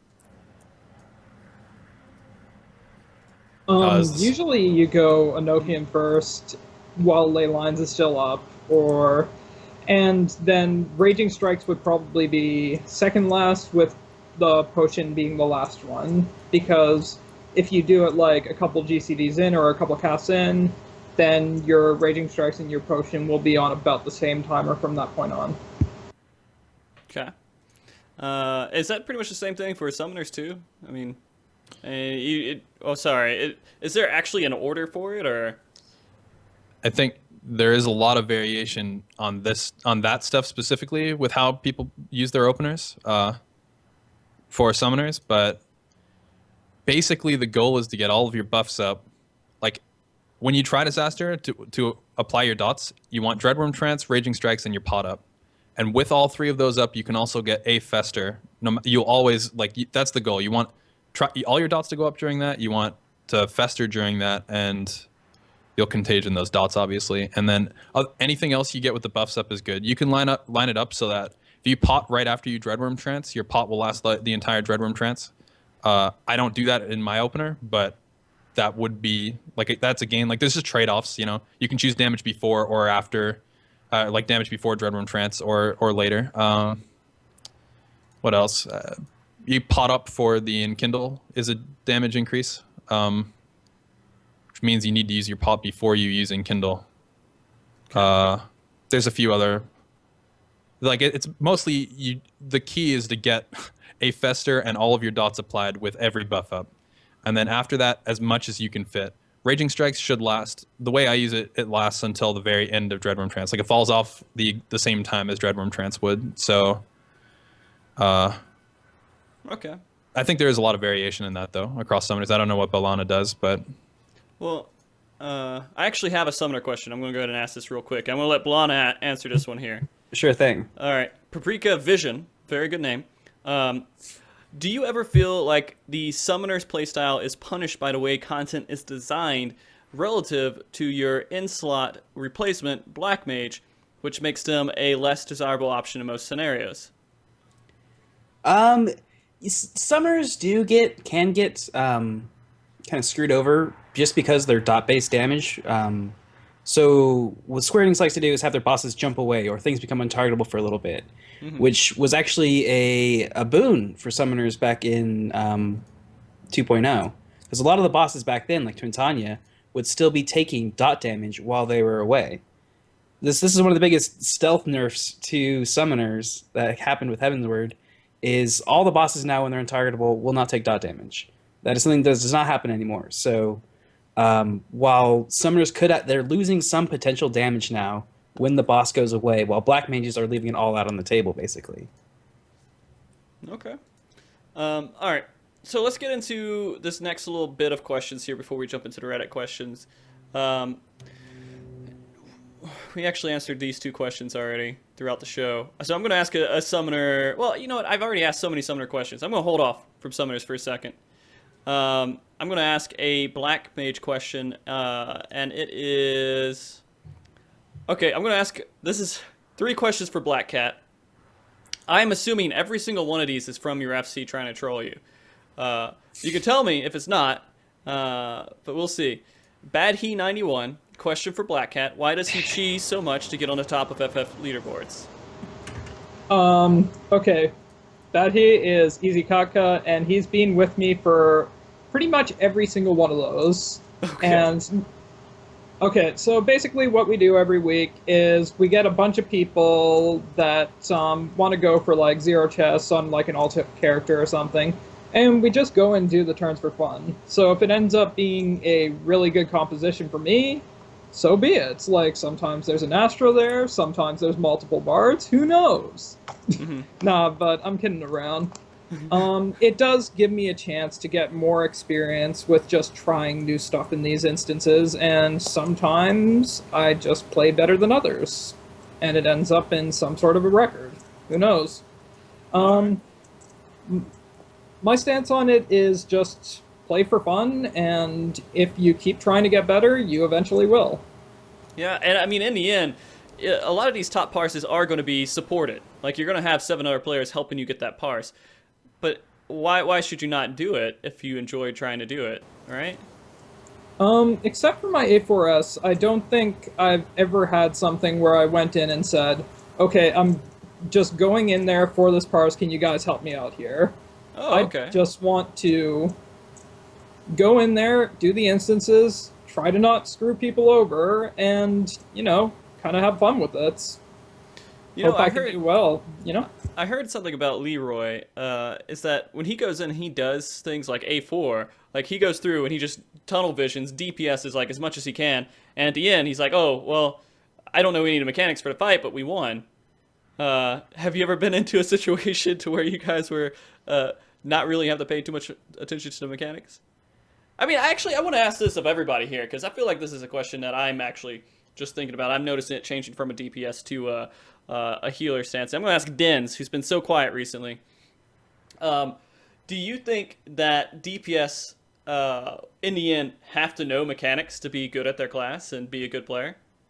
Or do they just have to know what they have to deal with? I would say it depends on the DPS. Okay. I think Black Mage have to know mechanics. There's a lot of things that we just have to move for. 'Cause certain things will interrupt casts, certain things don't. What we can eat, what we can't eat. What is easy to soak up with a defensive cooldown, what isn't easy to soak up with a defensive cooldown. You can go down a insane line of things. Black Mage is all about fight knowledge. Fight knowledge and execution is what separates a nub Black Mage from a decent Black Mage to a godlike Black Mage. Okay. So for summoners, do you guys feel... Actually, you know what? I have a question for you guys. I'm going to ask a different question. I have a question in here for you from Gojira27. Actually, hold on, Gojira. I have my last question that I have to ask that is only answered by summoners that I'm going to ask so we can get into the Reddit questions. So, you know, how do you guys feel about the new Eggy that did not happen in 3.x? I was about to say, what new Eggy? Yeah, exactly. Do you... I like the troll quest at the beginning that was like, oh, we're going to go get you a new Eggy, and then you didn't. Like, oh no, good. we can't do that. Oh no. Yeah, yeah. I was trying to think of what they could do for a new pet, and you know, during Final Call, I'm like, oh, we're having all these MP problems. Maybe we can have MP recovery pet or something like that, where you leech damage off of it as MP. A support pet. But yeah, I mean, if you add a new pet, it's either going to be the best, everybody switches to that, or it's not going to be good, everybody goes back to Groot or Ifrit. Okay. It's kind of a tricky thing to add a useful fourth pet. I'd prefer for them to change the pets we have now, or like differentiate Ifrit and Gruta a little more. Like, I think Ifrit's actually more damaged than Garuda right now by a little bit on a striking dummy. But in an actual fight, it just doesn't really work out that way. In some phases, it'll be more. In some phases, it'll be less. I wanted to see them go with pet swap abilities. Okay. A move that consumes your pet and gives you the MP cost back, or a move that makes it so your next summon is instant cast and free, like something like that, to sort of like facilitate you swapping pets. Because I thought in Final Coil I played with that a lot. So I did all of Final Coil as a summoner, even though they were very hard to play during that time because I had to do it without foes, or I had to do it without Ballad. I mean, basically. So they were actually really tough to play there. And after they fixed Ruin and Ruin 2, the MP costs of them, I started swapping pets a lot. So I'd like start a fight as Garuda, get my dots up, Contagion, swap to Ifrit using Kindle, keep Ifrit out until like there was going to be forced movement, like that kind of thing. So I wanted to see them go in that direction. Rather than adding new Eggies, I wanted to see us be able to like play around with swapping the current ones. I think the Dreadworm Trance thing is actually, it's a cool direction that I didn't see them going in. They kind of mixed, like, to go back to World of Warcraft, which we talked about right at the very beginning. They kind of mixed Affliction and Demo Warlock a little bit, and I think they did pretty well. Like, the current class design is really cool, I think. It has, like, a unique playstyle, and I think I prefer it over an extra Eggy, for sure. Okay. All right, so you guys kind of like what they did with Dreadworm Stance? Yeah, Dreadworm Trance actually added complexity, whereas a new pet would just be... Right. Just be a new pet, yeah. Okay. It doesn't... It's just 4 new abilities, basically, on a pet instead. All right. Are you guys excited about getting Glamour for your pets? Yeah, it'd be cool. Carbon, Carbuncle? I think that'll be interesting, but not... I don't really need it. You don't care, Nice. like, whatever. Yeah. F it. I don't care about looking cool. All right. So... Let's talk about another question here, and I'm just going to go ahead and ask it for BlackCat one more time, and then we'll get into more troll questions later on. 'Cause, Jesus, do you have like your whole FC here just trying to rage troll you? I mean, wouldn't surprise me. A bit. okay. Vana 14 XIV. Do you think? And they all start with question for BlackCat, so I know it's like formatted the same way. Do you think that Hawkeye is an essential cross-class for Black Mage, seeing as you always pop it 30 seconds before pre-pull? Okay, my alt doesn't have Eye for an Eye, so I pop it then because I don't have a 5th cross-class for that character. Nice. Okay, yeah. That's a good answer for it. All right, so let's start asking some of these Reddit questions, and I actually want to ask a Black Mage question so we can kind of get it going back and forth a little bit more here. And so this really, I think this affects Black Mages more. I'll probably ask you guys over on the Summoner side too. Casters that refuse to do mech. Basically, their excuse, I can't move, I have to sit there and just cast to do as much damage as possible. They don't avoid things. They just, find ways to try not to avoid things. And it's the healer's responsibility to make sure that they recover from that. How do you feel about casters who take that kind of stance? And I'll ask you, BlackCat, real quick, and then Denz, you can tell me your thoughts after. Okay. I believe that is really the wrong stance to take. Okay. From my experience, the best way that you can have a Black Mage, let's say, either do mechanics or work around the Black Mage, don't cater to them. It's work with them. Yeah. Okay. Like, plan around it. Plan around them either not having to move or having a certain cooldown that allows them to move at that time to do said mechanic or ethereal manipulate or whatever. And that will be much better because now you can be consistent on either doing or not doing that mechanic. You'll know where the Black Mage is going to be.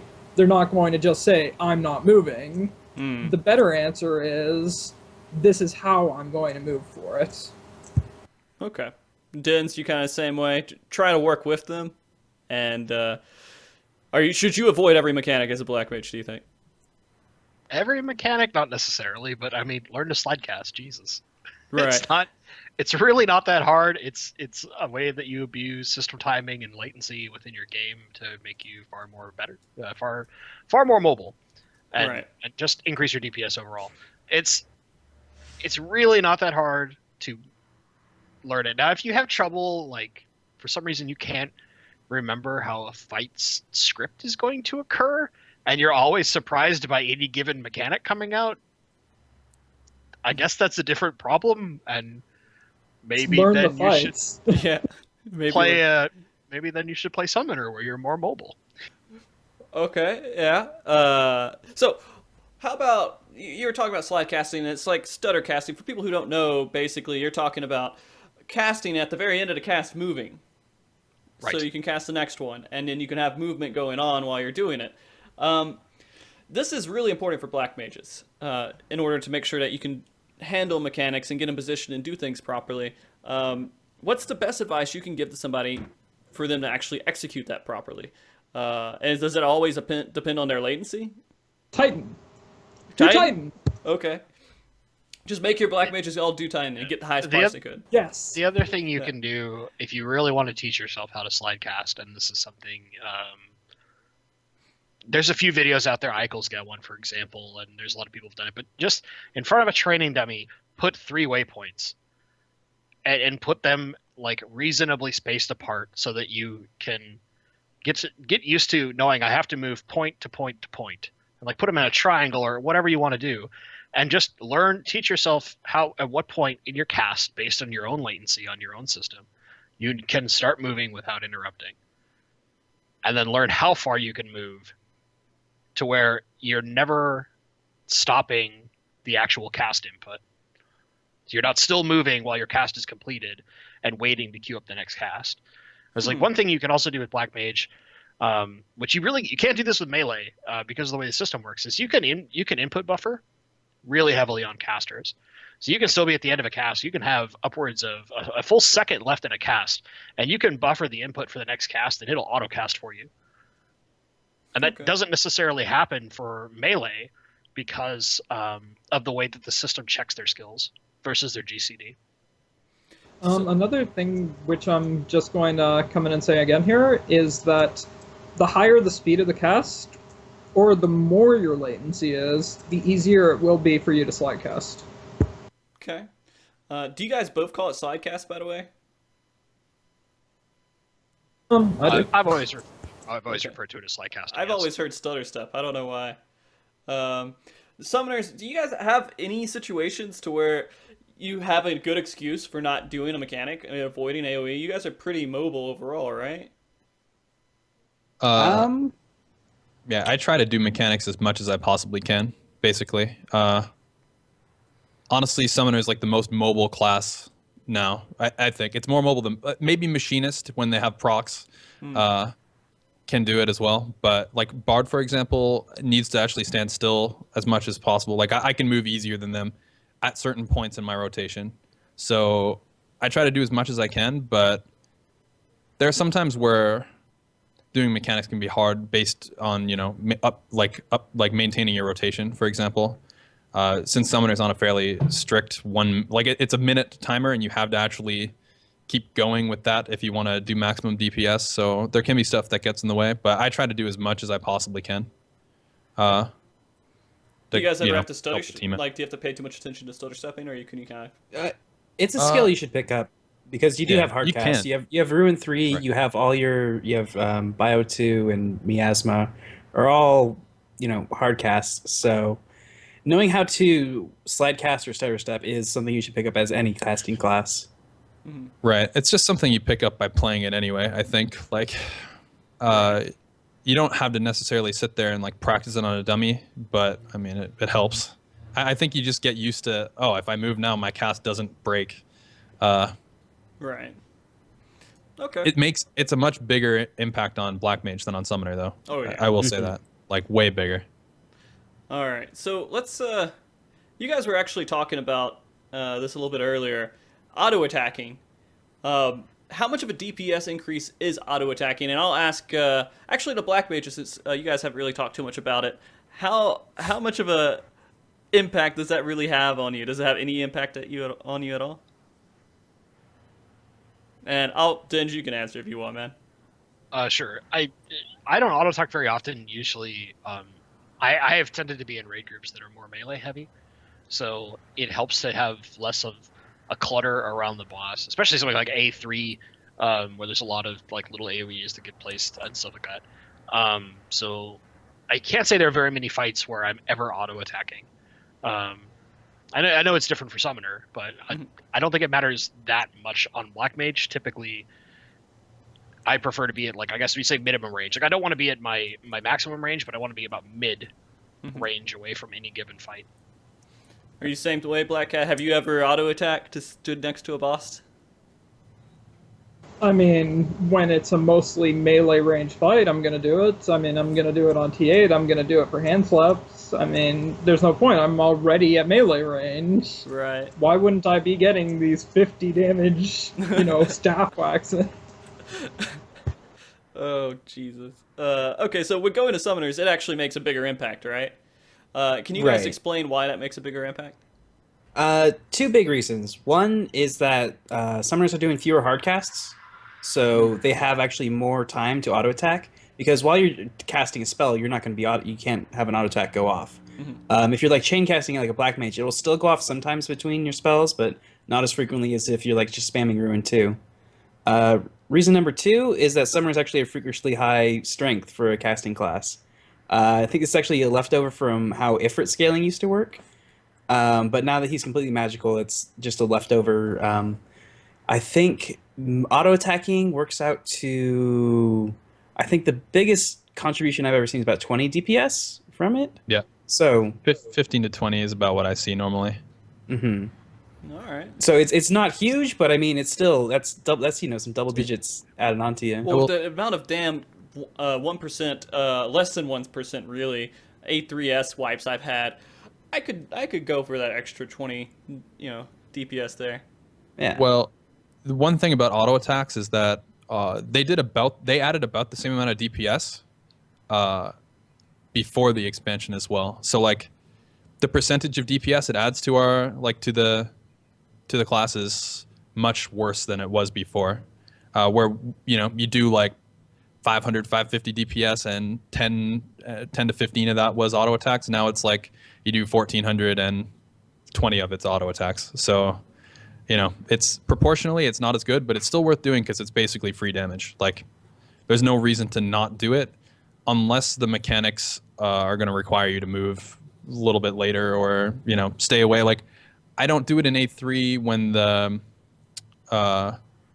sluice is going to happen, like where it targets, because you don't want to be in melee range when that happens because there's already a bunch of people in melee range, so you could double up and kill each other, like that kind of thing. Like I stay back during that, like if I know, or even in A4 with the seeds, like you can just like end up putting them all around the leg, and then the melee have to move out of like where they don't want to move, and that's pretty much the only times that I don't auto attack. If there's any time it's safe to be by the boss, I'll be there smacking it with my book. Okay. I mean, you also want to be in melee range for those times you want to miasma too. So while you're there, might as well hit it a couple times. Right. Yeah. All right. So this is a question that's really geared towards black mages here, and BlackCat, if you want to answer this, it'd be great. Monks, do they fill the exact same role as black mage, or are there benefits for? Oh, you completely don't agree. All right. Or is there benefits to black mage that are way over monks right now? Because I mean, when you're looking at things like the China's A4S World First Clear, they were all physical damage, right? And they went monk. What was it? Monk, ninja, dragoon, and machinist. I think that's how they went. Do you think that is ruling out black mages in any way at all, or are they still completely needed? If you look at A3S and A4S, they both have things where bringing more than 2 melee, you have to actually work around that in your strategy itself. There's certain AoEs that can be stacked, especially with Carnage Zero, Carnage Lasers, Sluice. Pretty Wave's completely fine, but any things like that. Also, doing dolls as a melee means that you're losing positionals. So usually you have, let's say, well, I guess it's 2 ranged and 1 melee on dolls. And now you're having to have your second melee pick up the far doll and then bring it in. And you'd run into that with 3 melee. With a caster, a ranged, and 2 melee, you'd have a caster on the far dolls, a ranged on the south dolls, and then a melee on the close dolls, and then a melee 1, like a monk, or whoever you want to put up there, just hitting the boss. Mm-hmm. And that's a bit more of a traditional setup. It's a safer setup, I'd say, but what that Chinese group was going for was they had a lot of skilled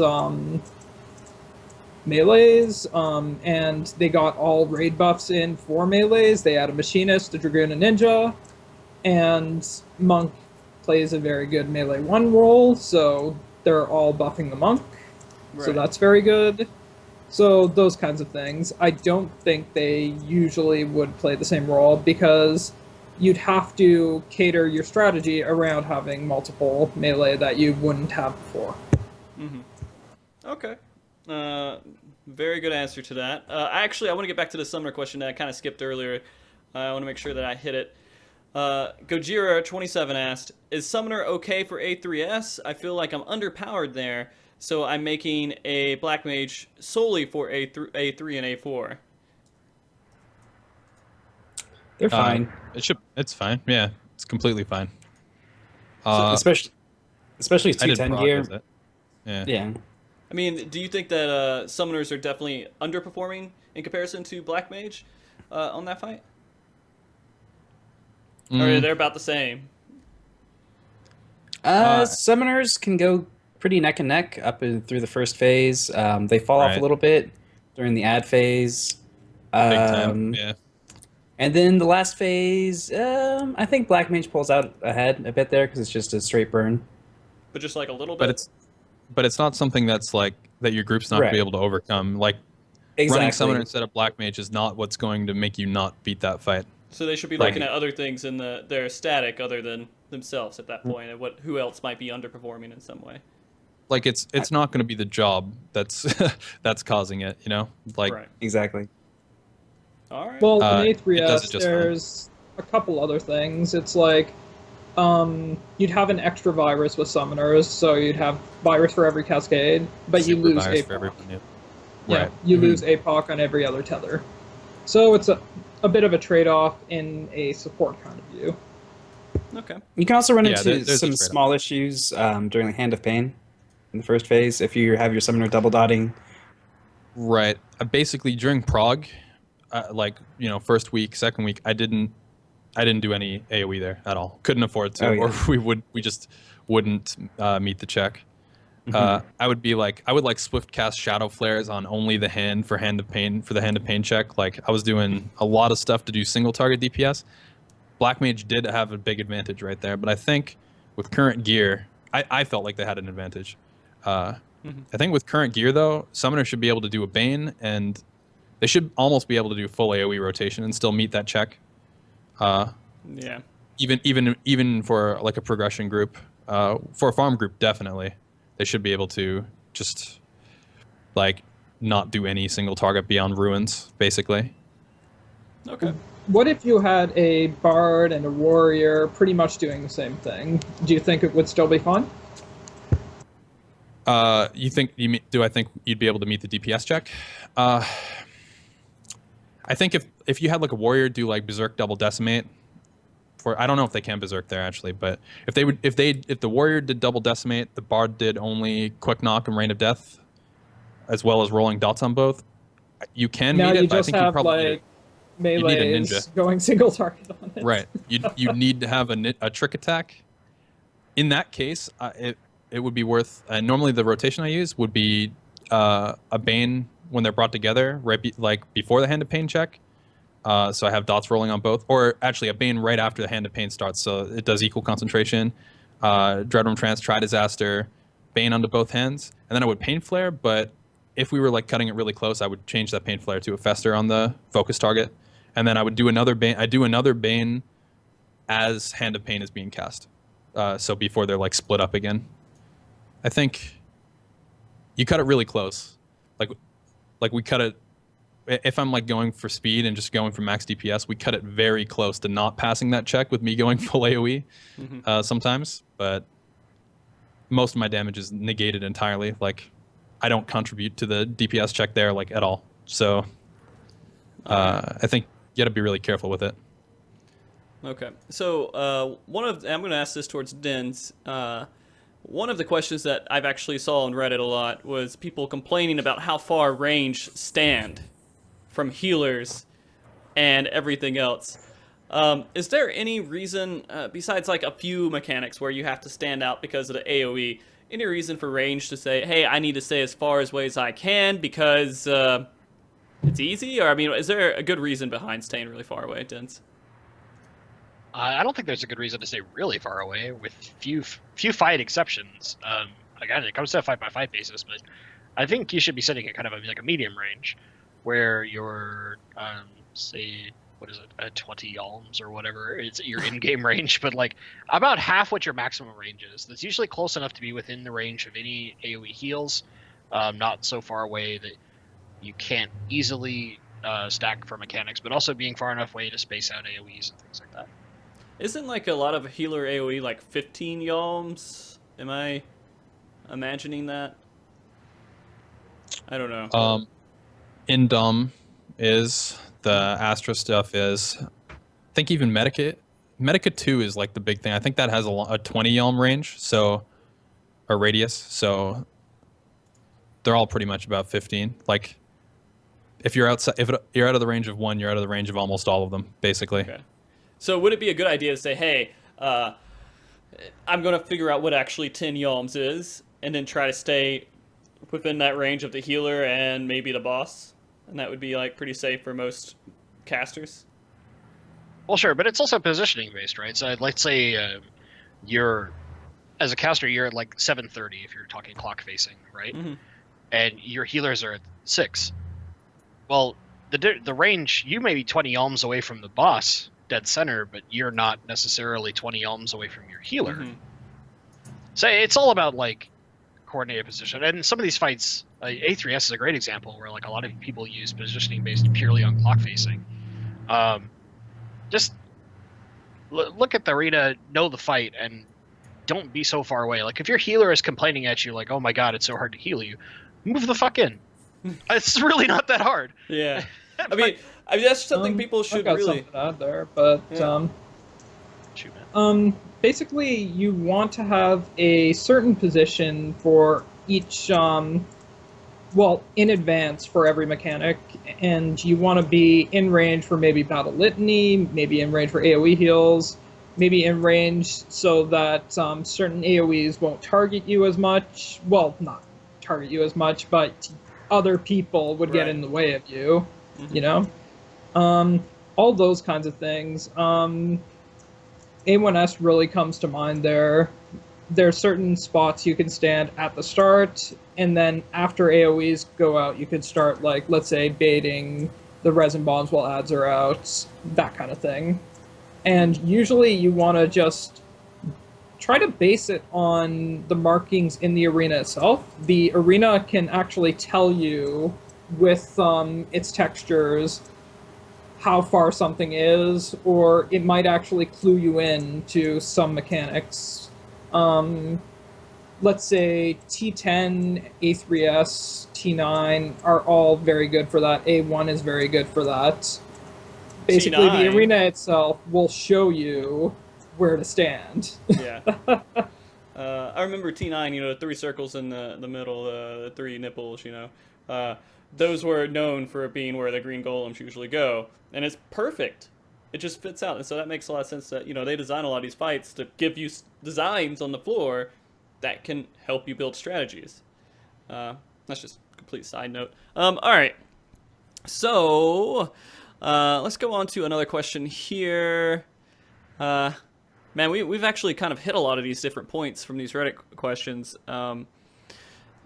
So we kind of already went over taking damage. I'm going to skip that one. Um, so what's the best way, and this is a summoner question, what is the best way to really manage your stacks as a summoner? Is there like an optimal way to do it, or is there like a wrong way? Well, I guess it depends on the fight and the phase of the fight, but in general, once you get into your rotation, like post opener, basically you're going to have all of your 1 minute cooldowns come up at the same time. So you're going to have Aetherflow, Tri-Disaster, and Contagion. Those three specifically are the most important ones. They're all going to come off cooldown at about the same time. So what you do in your rotation at that point is you go into Dreadworm Trance, you Aetherflow, you go into Dreadworm Trance, you Tri-Disaster the boss, you get a Fester, and then you're going to do one more Fester in that Dreadworm Trance, like right before it falls off. So you get 2. So if you use 2 of your stacks already, then you're going to Contagion to extend your dots. And then you have to use that one last Aetherflow stack to carry the Aether Trail Attunement buff, which is what you need. You need 3 stacks of that in order to get into Dreadworm Trance again. You have to carry that through to the next time your cooldowns come up. So basically, you're going to wait until close to the end of that timer before you use your last stack. And then you'll just repeat the rotation after that. So the next time Aetherflow comes up, your attunement should be getting kind of low. You Dreadworm Trance and use it again and do that whole rotation again. It only changes if you know that there's a phase where you're going to Bane or you're going to Pain Flare or anything like that, any AoE. And then you would, instead of doing 2 things in 2 Festers in Dreadworm Trance, you would maybe do 1 and save a stack for the Bane later or something like that. But basically, you have to spread out your Festers so that they're across a whole minute and never more than 30 seconds apart, I guess. That's the goal. Same thing with you, Balana? You think the same way?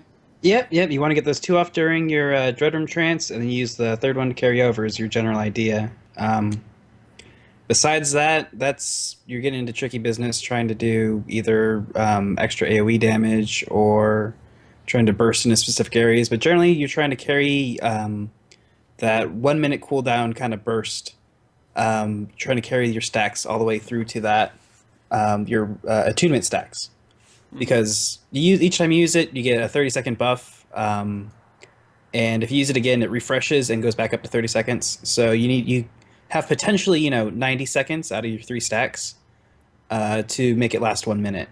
But because you want to stack those 2 inside Dreadworm Trance, you have like 10 seconds there. Then you want to wait like 20, and then use your other one, and then you have like 30 seconds. It's cutting a little close, but you just want to skip it across each one of those 1 minute cooldowns. Okay. And I'll start this question actually over with BlackCat. And this is going to be both of you guys actually answering this. Do you guys think that double caster in compositions are going to be dead with the limit break changes coming in 3.2? I guess it really depends on how strict these DPS checks are going to be, because they said they were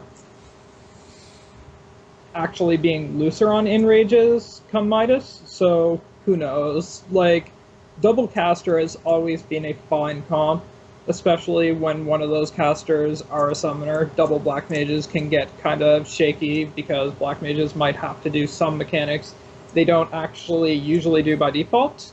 Right. But black mage summoner is usually completely fine, so we'll see what happens with these limit break changes. Okay. Dens, do you think the same way on that?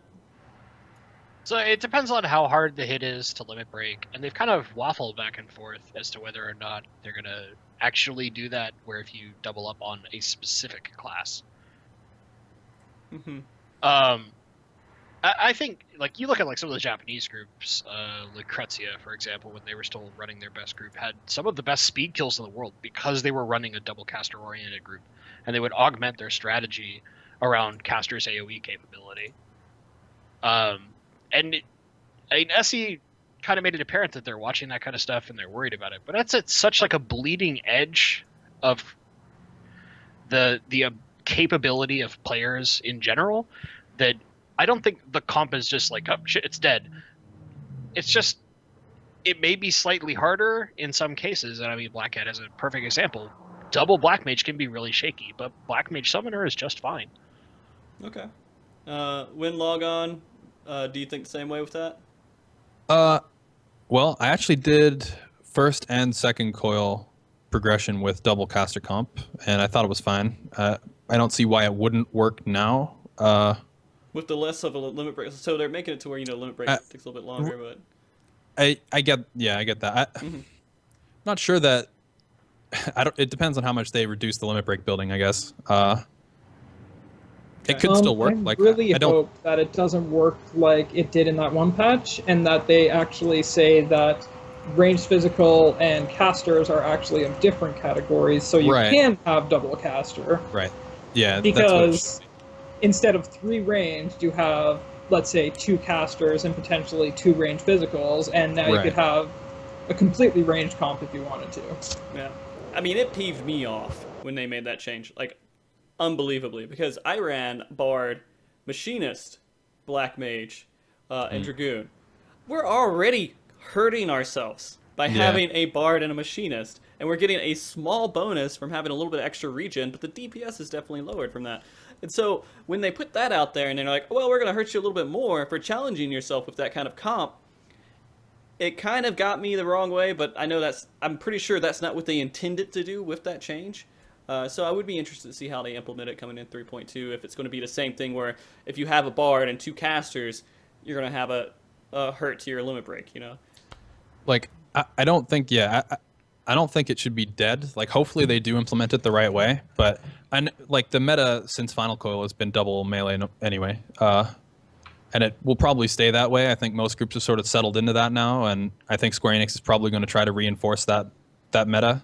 Like, try to keep it 2 melee, 1 support-ish, and 1 caster. Like, I think that's what they want people to run. So, like, I think they're trying to discourage triple melee with this change. For sure, yeah. But I don't think they should be punishing double caster because of it.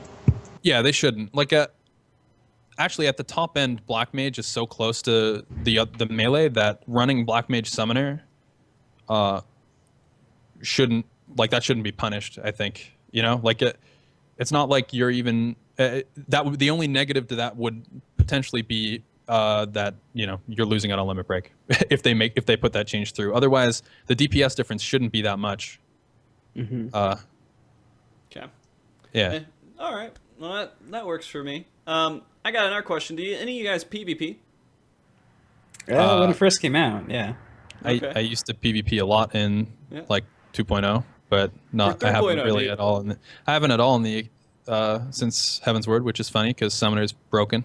But so, do you think that casters are in a really good spot right now, PvP wise, or are they in a bad spot? And anyone can answer that one. They've always been in a good spot in PvP. They're just good. Yeah. Summoner damage. Summoner just has a lot of burst. I mean, it's kind of like I prefer to look at like arena style stuff, and since Wolves Den has been more or less dead for a while, and there's no level 60 Wolves Den, it's kind of hard to tell. I think it's easier to tell balance in there than it is in something like Seal Rock, where it's like a large scale PvP, because in that case it's just a Zerg, and Summoner's Burst is going to be really hard to deal with when you get 2 of them. It's like impossible to heal someone through that. Burst and mobility. Right. So like, I think Summoner is probably too strong. Okay. I don't know about Black Mage. In my experience, I heard Black Mage is like a support class in PvP. Is that true? They have, I don't know, they have heavy CC, and if they actually get to cast Fire 4, they'll kill you in a couple hits, I guess. So, yeah. I'm not sure though. If we get to cast Fire 4. Yeah.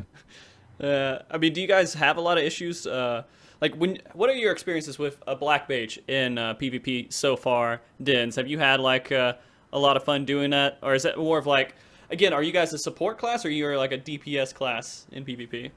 I PvP on healers. Oh, okay, never mind. That being said, I have spent a bunch of time in PvP on both Black Mage and Summoner. I think Summoner is way better in Seal Rock, for example. Slaughter was like Black Mage's heaven.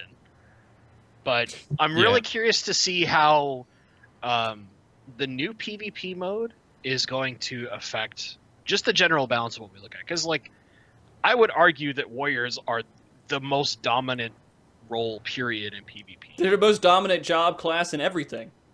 I mean, when you can heal tank and DPS, it's pretty sweet. Right. But I think there's the big thing. If we get the chance to get off some Fire 4s, we're going to just obliterate somebody. The problem is they're long casts, even if you got a lot of spell speed, but you get item level down to a point of where your spell speed's not as awesome. Summoner has all that mobility and the ability to just really shell some serious damage between several of their cooldowns that I think Summoner is probably the better caster for PvP. Okay. And Astro is the only time that they shine is in PvP. Well, Summoner doesn't provide the control that Black Mage does, though. With Oh, I totally agree with that. Right. Sleep like plus Black your Mage? other sleep from the PvP ability is ridiculous. Black Mage has What's sleep, that called? Nightwing? yeah, and Nightwing, and Yes, Nightwing, Freeze, thank which you. is Freeze actually has a use in PvP, and they have Lethargy, which is quite good in PvP, very good in PvP. Blizzard 2. And they have Blizzard 2, Blizzard and they 1. have Blizzard 1, which is heavy. Like Summoner doesn't have a heavy in PvP anymore, which I think Wait, is they dumb. don't have Miasma? Miasma what? No, it doesn't have It any. doesn't heavy in PvP anymore. Neither does Miasma 2, because that was too broken, where you could just Why instant not? cast Does heavy it hit in PvE? Like, what? It does. Yeah. It heavies in PvE, but it doesn't in PvP. Yeah. So Summoner has a little more trouble with control control and like a small scale fight, I guess. Though Swift Cast Tribind into Limit Break is still good. Good old 1-2. Yep.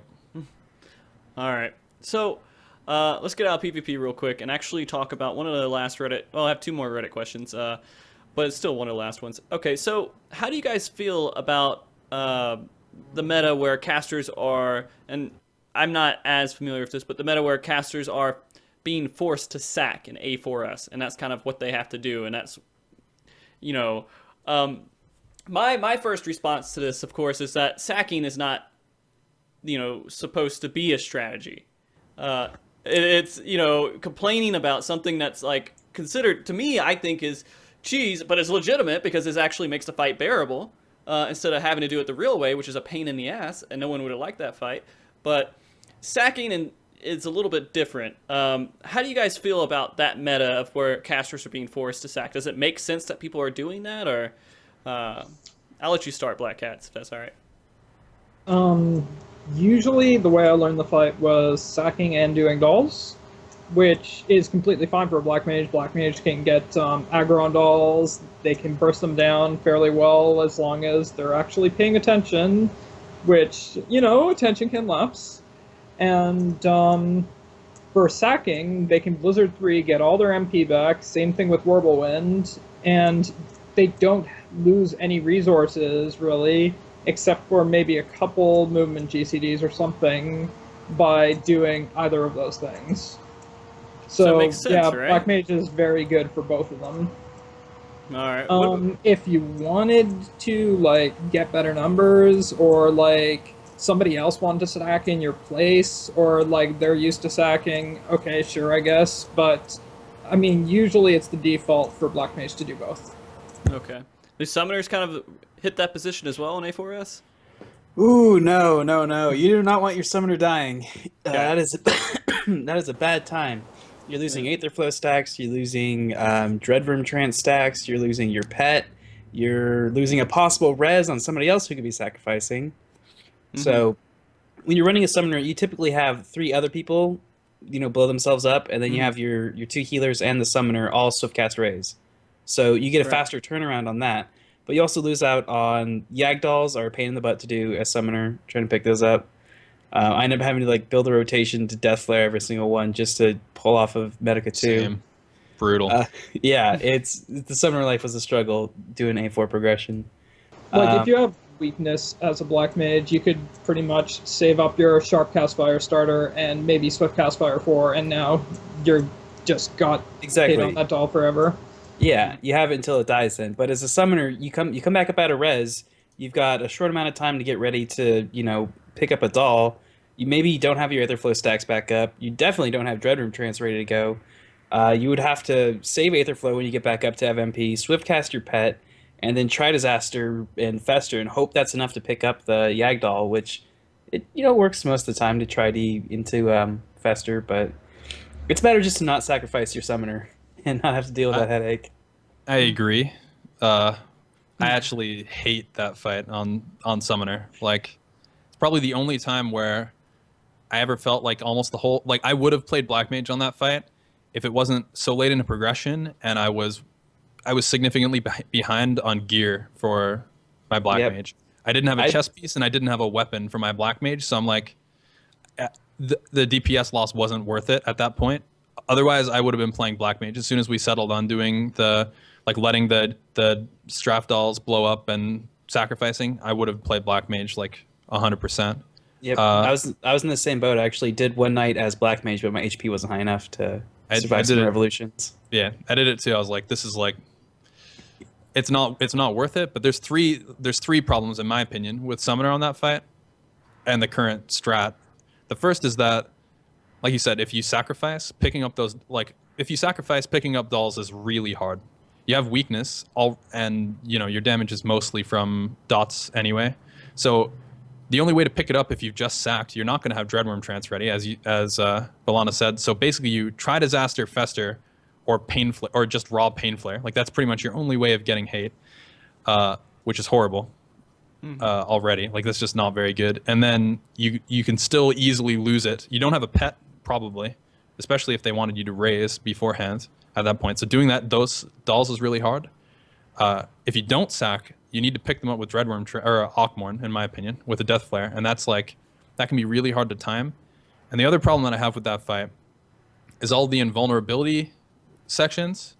Like every time that the boss becomes untargetable and is just the manipulator, like when the leg dies and it becomes just the manipulator, like your optimal rotation is like bio and then ruin spam until it, like that's really bad. Like everyone else just sort of like, yeah, they just start hitting again. Sure, they don't have their like the vulnerability buff applied yet or whatever, but I get to do like 10% of my damage for that 10 seconds. Not only that, but that fight is one of the few fights that's based on speed for when you push phases and when how the mechanics line up. And Summoner is like, if you're gonna do optimal DPS, you're on a strict you have 1 minute cycles of DPS and you can't speed them up. Like you're waiting for cooldowns. So everyone else, their cooldowns don't quite line up when they get to the spot. But for Summoner, it's like, if I need to pick up an ad with Death Flare, sometimes I'm not going to have Death Flare there if we push super fast in the previous phase. Like I will have to like improv the fight at that point. I found that to be very frustrating. Like it's just hard to line up if it changes every pull, which I found it did a lot on that fight. The next question, and I'm sorry, I didn't mean to interrupt you. If you're done. I'm done. Okay. Yeah, I'm okay, done. Good. Yeah. All right. The next question I have is going to be kind of a less serious question for all you guys. I want everyone's opinion on it, of course, though. So we've had a new tank, we've had a new melee class, we've had a new support class, a new healer class, but we haven't really seen a new caster class since Summoner. So I'm going to start with Denz. Denz, what caster class do you think that they're going to implement next? Red Mage. Okay. Is that really a caster class? Yeah. I mean, it's kind of melee. It's a melee caster class. It's cool. Okay. All right. I mean, the thing is, like, we can go on several things. One, it's probably the highest demand class still remaining from the public from all the polls that have gone out. Two, Yoshi P likes Red Mage. Yoshi P said on many, many occasions that he actually wants Red Mage in the game. The problem is just that with the intended role Red Mage would fill kind of doesn't exist right now, which is a true support, very, very true support. And three, fuck blue mages. So I never want to see those stupid sons of bitches ever again. I hated them in 11. I never want to see them again. All right, fair enough. Balana, I'll go to you next. What caster class do you think they're going to be implementing next? Do I think that's going to be most likely Red Mage? Are you saying Red Mage too? Yeah. I think that's most likely, but what I want to see is Time Mage or Calculator. Those would be cross fingers for that. I would love that as well. Yeah, because then you have like a lot more support going out there too, because you can slow things. But how would that all kind of really work out with bosses and stuff? But it'd be fun either way. All right. BlackCat? I was going to say Red Mage. I really like Time Mage, but it seems like Astrologian has pretty much filled most of the niches of Time Mage, so we're probably never going to get that. Okay. Geomancer would be cool, but the problem with that is that Conjurer exists and White Mage exists, so they've got like most of the, elements that Black Mage don't use covered, so I don't know where they're going to go with it other than Red Mage and Blue Mage. Okay. Win, you have anything else? I'm pretty sure it's going to be Red Mage, and Okay. I'm not sure that it'll actually be a caster. I think it'll probably be like a melee DPS, but has like casted buffs like in fire or whatever. Like I expect it to be and do magic damage, but I expect it to sort of play more like a melee than an actual caster. But I don't know. That was my thought on it. But they could make it ranged, I guess. I don't know. It'd be kind of weird to see it ranged. I don't know if Red Mage would make a lot of sense being ranged. I think a melee caster would make a lot of sense to me. I imagine it being like a melee that does magic damage that casts buffs, and casting buffs were like a part of its rotation. Like you'd cast a buff and that would be like a stance sort of thing. That's what I thought it would be. But it could fill a role like a bard, be like a melee bard basically. Right, or yeah, where it just like they throw out a stance and it gives everyone like an aura or something. But I don't know. I'm still waiting for the melee healer. I don't know why it's not out there. Dancer 1? Maybe, yeah. And then you would have to like have gap closers, and so if you want to heal someone, you have to, go straight to them and heal them. Oh god, that'd be so much fun. No one believes me though. It's never gonna happen. There was a melee healer in It would be the Warhammer. most played class on Balmon.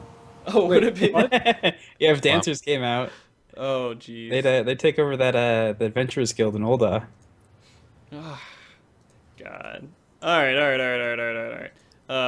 We got some questions here, and so that's most of the discussion that we're going to have today, and a lot of other things. But now we're going to go into a lot of questions that we have from the chat that you guys have asked throughout the show, and we're going to start with a Black Mage question here, and I'll direct that towards Dens, related to the question Summoner versus Black Mage in A3S.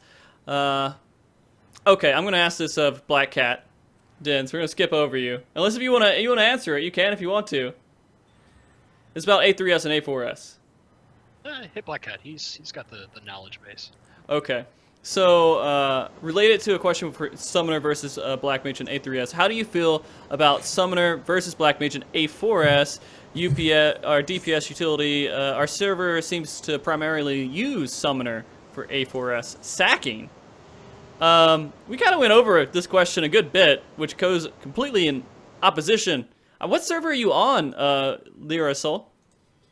You can answer that later. But you guys think that sacking Summoner doesn't make sense, right?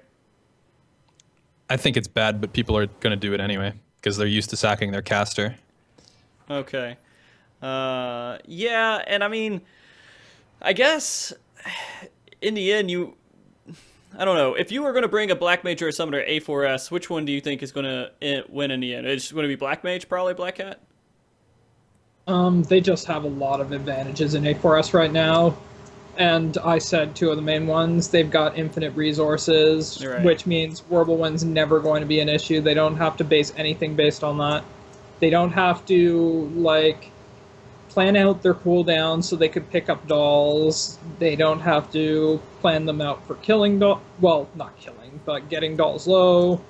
They don't have to plan them around the different kinds of leg pushes you might have, which can screw over any time-based class, like any class with timers. Things like that, Black Mage can handle very, very well. And I think that Black Mage does have quite a few advantages in A4S, yeah. Okay. I feel like that wasn't a good question just because okay, it was a good question. Thank you for the question. But in that situation, I think that we went over a couple of those. So I'm going to ask one more Black Mage question here, and I'm going to direct this towards Dens, because I was trying to get Dens a question here, because he hasn't talked in a while. All right, Dens, this is for Morven King. What do you guys, as Black Mages, say to a healer that would make them run to you for Digititis in A3S? Okay, so we kind of like half answered this in chat as well. Okay. Both Black and I, but it depends on which particular digititis you're talking about.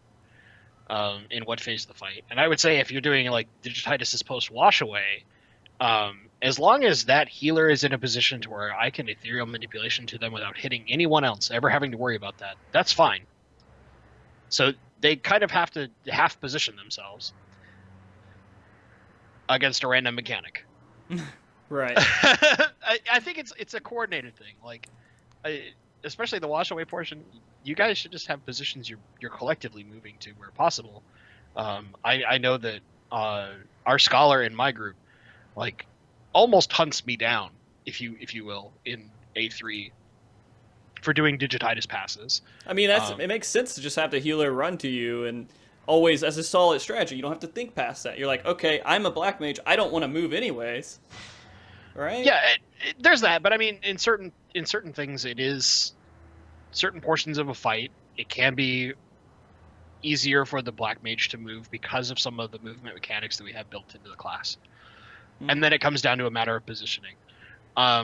It's so fight dependent. I would say in A3, usually it's easier for the healers to move, especially if it's your scholar as opposed to say your white mage. But it's so fight dependent. If your healer is absolutely forcing you to move, like, just do it. Just help them out.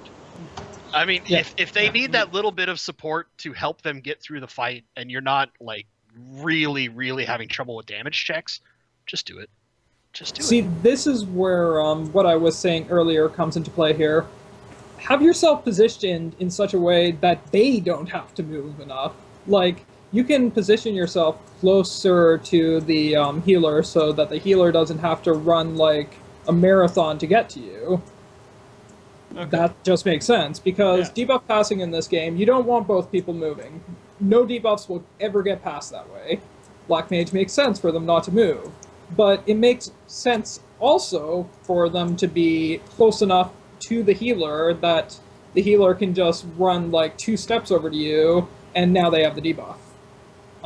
I think that makes a lot of sense. So for the second digititis and every digititis on, I usually use that standpoint. For the very first one after wash away, usually I'll just sprint if I get the damage down and go to our letter of choice, our waypoint of choice for the damage. Sprint because is so it's great. a really, really random mechanic. You don't know where both people are going to be, and I don't leave that kind of thing up to chance. So, and you don't want to really use ethereal manipulation there, because the problem is ethereal manipulation is just moving very fast, which means if you have damage down and there's anybody between you and the healer, that guy's getting it instead. Right. And that's important for a lot of black mages to know that I don't really understand how that works. Okay, so let me ask a summoner question here. Symboza was asking a question for the summoners.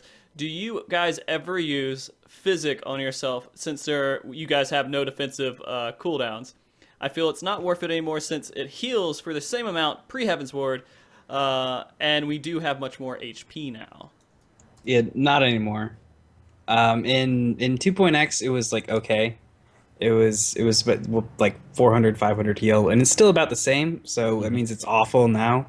But I mean, I think I saved myself like once or twice in like a T9 Savage, like when I got double picked for what was that, the meteors or whatever they're called. Where you could heal yourself in between and then survive by like a physic, and you're like, yay, I did it. But it's pretty much garbage at this point. Yeah, I definitely used it a lot before. Not a lot, but you know, there were uses for it before Heaven's Word, but since the expansion, it's pretty much like a dead skill. It's still there. You can use it, but I don't think I've ever used it, and it's been the reason that we survived something. So it's more or less not worth even casting. I want to say real quick, I like how every time BlackCat needs to like talk to chat, he has to completely move his body and just like shift because over. my laptop's in one place and my computer screen's in the other. So yeah, that is what's happening. All right. And so let's see what else we got here. I think we don't have any Summoner or Black Mage specific questions, but we have some general questions as well. Let's see. We kind of already talked about openers, so let's go past that. All right, Shady Grove. Okay, so Shady Grove 14 asks, question: how do you guys think Final Fantasy XIV's magic spells and casting spells stack up against other MMOs for casting spells and magic spells? Do any of you guys have a lot of MMO experience with casters outside of Final Fantasy XIV? All right, Balana, how do you feel it stacks up? Are we talking mechanically or visually? Mechanically. Let's say mechanically. Mechanically, they're pretty much cutting. You can find copies of them basically across various other MMOs. There's nothing too unique. Fester's a little bit on the unique side, but I think they had Haunt in WoW. It was a pretty similar skill. Yeah, I mean, Black Mage is mostly just a bunch of direct damages, but they have the Astral and Umbral, which is a little bit similar to Boomkin in World of Warcraft. But yeah, it's kind of typical MMO fare. You have dots, you have DDs, you have slows, you have some movement abilities. Okay. Visually, though, they look really good. So. Oh, yeah. Yeah. Visually, it's amazing. For a Black Mage stance, do you guys think that the casting kind of adds up pretty well to other MMOs? And Dens, do you have a lot of casting experience outside of Final Fantasy XIV?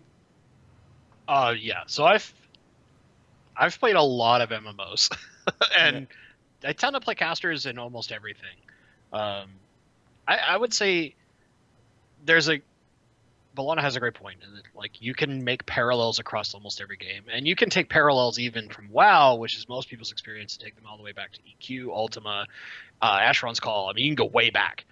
But where I think you see a division actually comes in the visual side of things and the raw style, because Final Fantasy will always be Final Fantasy. It has very iconic imagery, very iconic sets of how they're going to do things to just visually wow you. And that's kind of where I would say other casters and other games are very blah in comparison. Because if you look at, like, say, a mage in WoW, the Frostbolt is great. You're hucking a ball of ice. I'm dropping a goddamn glacier on your head with Blizzard 4. I mean, the animations for the spell effects, Ockmorn for Summoner looks goddamn awesome. I mean, just the raw animations for spell effects, I think, in Final Fantasy are so significantly better than almost any other MMO I've ever played. Okay. All right, so we're out of kind of serious questions, so we're moving into kind of the general questions here. There was a few other questions out there, but we already answered them like 2 or 3 times, just having the discussion, and so I feel like it would be super redundant to go back to them. So sorry about that for the people who had those questions in there, but let me first ask Balana this question. Fayari, you might have already answered this, I don't know. He wanted to know what's on your shirt. Oh, my shirt. It might be mirrored, actually. It is I don't mirrored. know. But it's from a Twitch show called Swan Song. It's on a channel called JP. Oh, It's I got it. it's a role playing game. It's really good. You should go watch it if you're into that kind of nerd shit. Yep. And then when you guys go over there, go promote me and make me look like an asshole. There you go. Yeah. All right, cool. Next one is from Goofy Bra. What are your guys' favorite glamours for your weapons? Is there one that you're like, this is the best glamour, I would never want to change it? And I'll go round table here. BlackCat. Can't hear you. I always end up going back to my Nexus Glamour because it's just so incredibly over the top in terms of its glow. Mm-hmm. Okay. Dens? It is very hard to argue with the nuclear explosion on a stick that is the Nexus. I've swapped a lot. Like, I really did like the Zeta weapon as well. I thought the glow effect was really nice on it. The Awoken weapon is fine. Right now, I'm just showing like the plain Jane White Mage weapon. I'm sorry, I mean Relic for Black Mage. Mm-hmm. Okay. But I would say my favorite has got to be Nexus as well. Win, your thoughts? I like the Summoner Zeta weapon. I think that one looks really cool. Yeah, is that the one with the demon face? It's like it's kind of got like horns and like a purple glow. It looks pretty cool. All right. Demon Face was the I-90 books you got from the X Primals. Those books Yeah. are hilarious. But I The love Facebook, yeah. yeah, the Facebook. Yeah. Balana, do you have a favorite? Yeah, the Zeta's really cool. I also like the Bismarck one. Hmm. It's a favorite of mine for personal reasons. I like how a lot of the Bismarck weapons, to me, didn't look very good. Like, for example, the machinist gun was just like a whale-looking gun, and then when you pulled it out, like a barrel came out of the mouth, and it just looked really goofy to me. It just didn't fit right. Bismarck, the most overlooked primal. Okay, so we have like we can just shotgun these troll questions for BlackCat real quick. God. Lightning round. Come on, Yeah. BlackCat. All right, Jerigo 4. Question for BlackCat. Since you have been using Icals, is that right? Icals? Rotation for so long, how are you going to adapt now that he's retiring? What? Okay, next. Okay, next question. Rinchen now. Why is BlackCat an Ophiloman? The last name there is Avil Omen, and it comes Okay. from the Toho character Chen, and that's what its description was. You know, this guy. Oh, okay. Well, then there you go. Basically, what my character generally looks like. There. All right. So, well, this isn't a question. There's someone wanting you to notice some Norican or something. All right. Hope he's noticed. Let's go Yeah, you're into- noticed. You noticed? I notice you. And this one was for Black Kitty and Din's Senpai. What do you think about Ethereal bringing ley lines to or with you? That's kind of That'd be a half awesome. serious. Yeah. Yeah, that'd be really awesome. You guys would see that used so much more. I would probably sacrifice Rogan. It's on live television for that. Okay. I'm changing my race. So, another question here. Let's see. I think that's it. I think that's all the questions. That was actually pretty good. That was like 2 hours and 20 minutes. That wasn't too bad, right? Well, we got 3 hours left, right? Oh, yeah. All right, well, hold on. Let me log on to Reddit. But yeah, no, I think that's pretty good for sure. We went over a lot of stuff here, guys. This was actually a pretty informative show. I think this went well with how we formatted it. I know sometimes I said I was going to ask one of you guys a question and go on to the next. I felt like I wanted to ask a few more people. I timed it right. But anyways, I do want to make sure that you guys all have a shout out from me to you. I appreciate all you guys coming on the show. Logon, Balana, Denzyne, BlackCat, you guys have been great to have on here. I think this is the 4th show we've had so far on just roles in the game, and I feel like we've improved a lot since like the very first one. So again, thank you everyone in chat. Round of applause to them, please. Dear God, put those 2 lines over there next to the cap or whatever you do. And before we leave, I do want to make sure that you guys can give shout outs to whoever you want to shout out to. So BlackCat, go round table again. Do you have any shout outs to anyone that you want to say? I guess shout outs to all of Ultros. I played with you guys for years, all of ZR.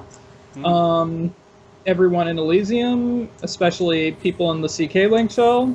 Yeah, shout outs to all of them. All right. Dens? Shout outs to Exodus. Even though I know you're from the same server, but it's my Good old home. Exodus. Do you guys even know the Exodus is a server? Just a quick question to BlackCat, Win, and Balana. You guys even hear that name before? Okay. Yep. Okay. It's so small right now in comparison to everyone else, but anyways, yeah. Sorry, Dens. Shout outs to my FC, aka me, because I'm the only one that actively plays. Why the are you game. still in there?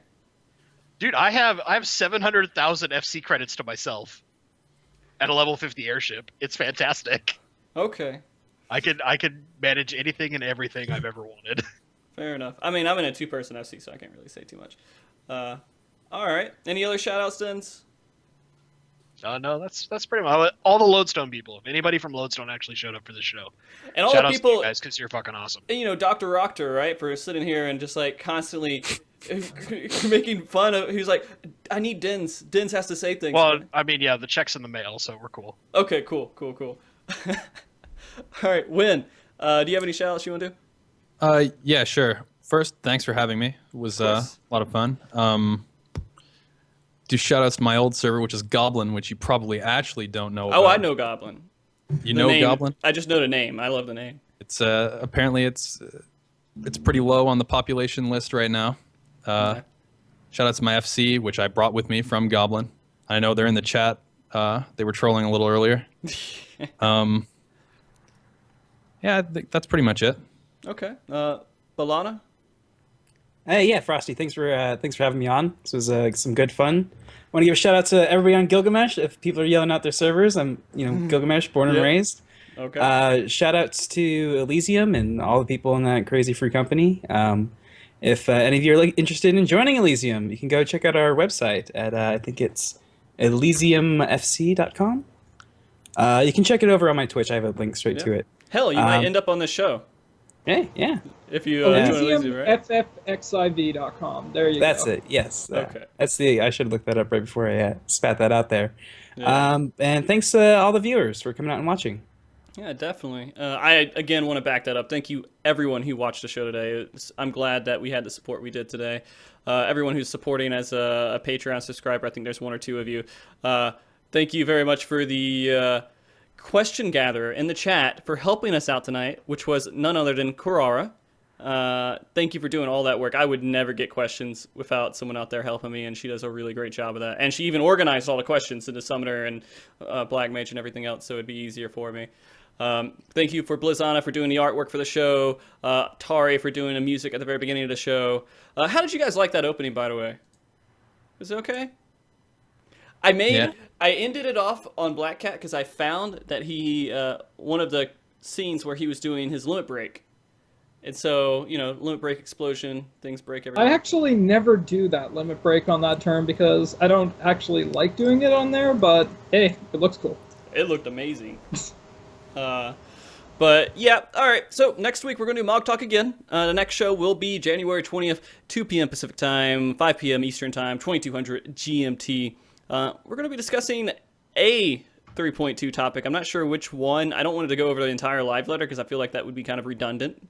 But there are some things in there that I feel like needs to be discussed. And so we're going to have a pretty unique show next week with how we're planning that out. Shaman Arc should be joining us for that show. And also, the week after that, we have our 50th show. Will be in 2 weeks, which we will be doing a 12-hour show. And it's going to be rotating guest. And so basically, in the end, we're going to have someone come in for an hour, 10-minute break, switch out guests, use the bathroom, whatever, then another hour or 2 or 1 to 2 hours. So it'll be 1 to 2 hour segments. That's pretty ambitious of you. I was going to do 24, man. Oh, wow. And I said no. I feel, all right, if we hit 100 episodes, I'll do 24-hour episode. All right. But 50 feels justified with a 12-hour show. Since our longest shows, I think we've had was 5 hours and 15 minutes. It shouldn't be too bad, right? Yeah. We can do it. Yeah. Yeah. Why not? All right. Well, now that I'm done with all that shouting out and doing all the crazy stuff, let's find someone that we can host. And I usually like to ask the guest on the show to find someone to host. Do you guys have any preferences of people that you would like to see hosted at the moment? I don't actually know who's streaming right now. I'm looking at my list right here. I've got a couple. All right. I could go with one of these. Okay, let's see. All right. Dens, do you have any in mind? I'm not seeing any of the people that I see every once in a while that I think need more viewers, so I'm going to shoot that to Balana. Okay. Win, real quick before we go shoot it back to Balana. Do you have any biased? I see one of the best summoners is streaming right now. That's actually what I was going to throw it over to. Yeah, Right. we should do that for So sure. he's not playing Summoner right now, though, so... That's Is he whatever. playing Final Fantasy? Yeah. He is. Okay. Who's that? It's Cry? Cry, yeah. Here, I'll link it. Yeah, link it to me real quick. And also before we even do that, I almost completely forgot. ENJOYYYY, is that right? That's right. That's my Twitch channel. All right, so shout out to him. If you guys want to follow him, please do that. Shout out to, I think it's BlackCat Honks, right? Mm-hmm. All right, shout out to him. Make sure you guys follow these awesome people. And then shout out to Denzyne, which always sounds like an ointment cream. I'm going to be honest with you, man. Every time I hear it, I don't know why. Shout out to him. Please follow him as well. And the very last one, which luckily you typed it in chat, so I don't even have to think about it anymore. When Logon EXE. Please follow these guys if you are interested in seeing some really amazing, skilled players play casters. And very last, oh, well, Kurd got it. Never mind. No, I don't even have to think about it. We are going to host them, which you guys said is a really awesome summoner, right? You're not lying? One of the best. Yeah. He's a paladin. He's playing paladin right now, but Okay, if you guys have... Playing Paladin, F that guy. Oh, yeah, Paladin's worst class in the game, right? No, yeah, no, okay. I still think that Astros and Paladins in the same group would still make a pretty good composition for any group. I don't know why people don't do it all the time, but... Just wait for 3.2. 3.2, yeah. All right, guys. Well, let's do our awkward waving buys. Hey, get it out there. Come on, win. Come on, you can do it. Wrong hand. Yeah, there we go. Awkward waving buys. All right, we're gonna go to the start screen and we're gonna do the host. Bye, everybody. Thank you for coming, guys. All right. See you later. Yeah. Those waves. I'm gonna sit here for a second to make sure everyone saw that. But I really want to talk about that crazy car in the background that just went by. That was really Oh loud. yeah, sorry about that. Yeah. There was I've heard airplanes, I've heard cars, I've heard laptop fans, and now I have a train. I have a train coming. You guys hear it? Oh, hey, it's for you. Yeah. Wow. Oh, that is amazing. Your own personal train. Okay, here we go. We're I going wonder to if host. somebody's gonna honk. Oh yeah, I think we did hear one honk. If I'm right, I'm not entirely sure.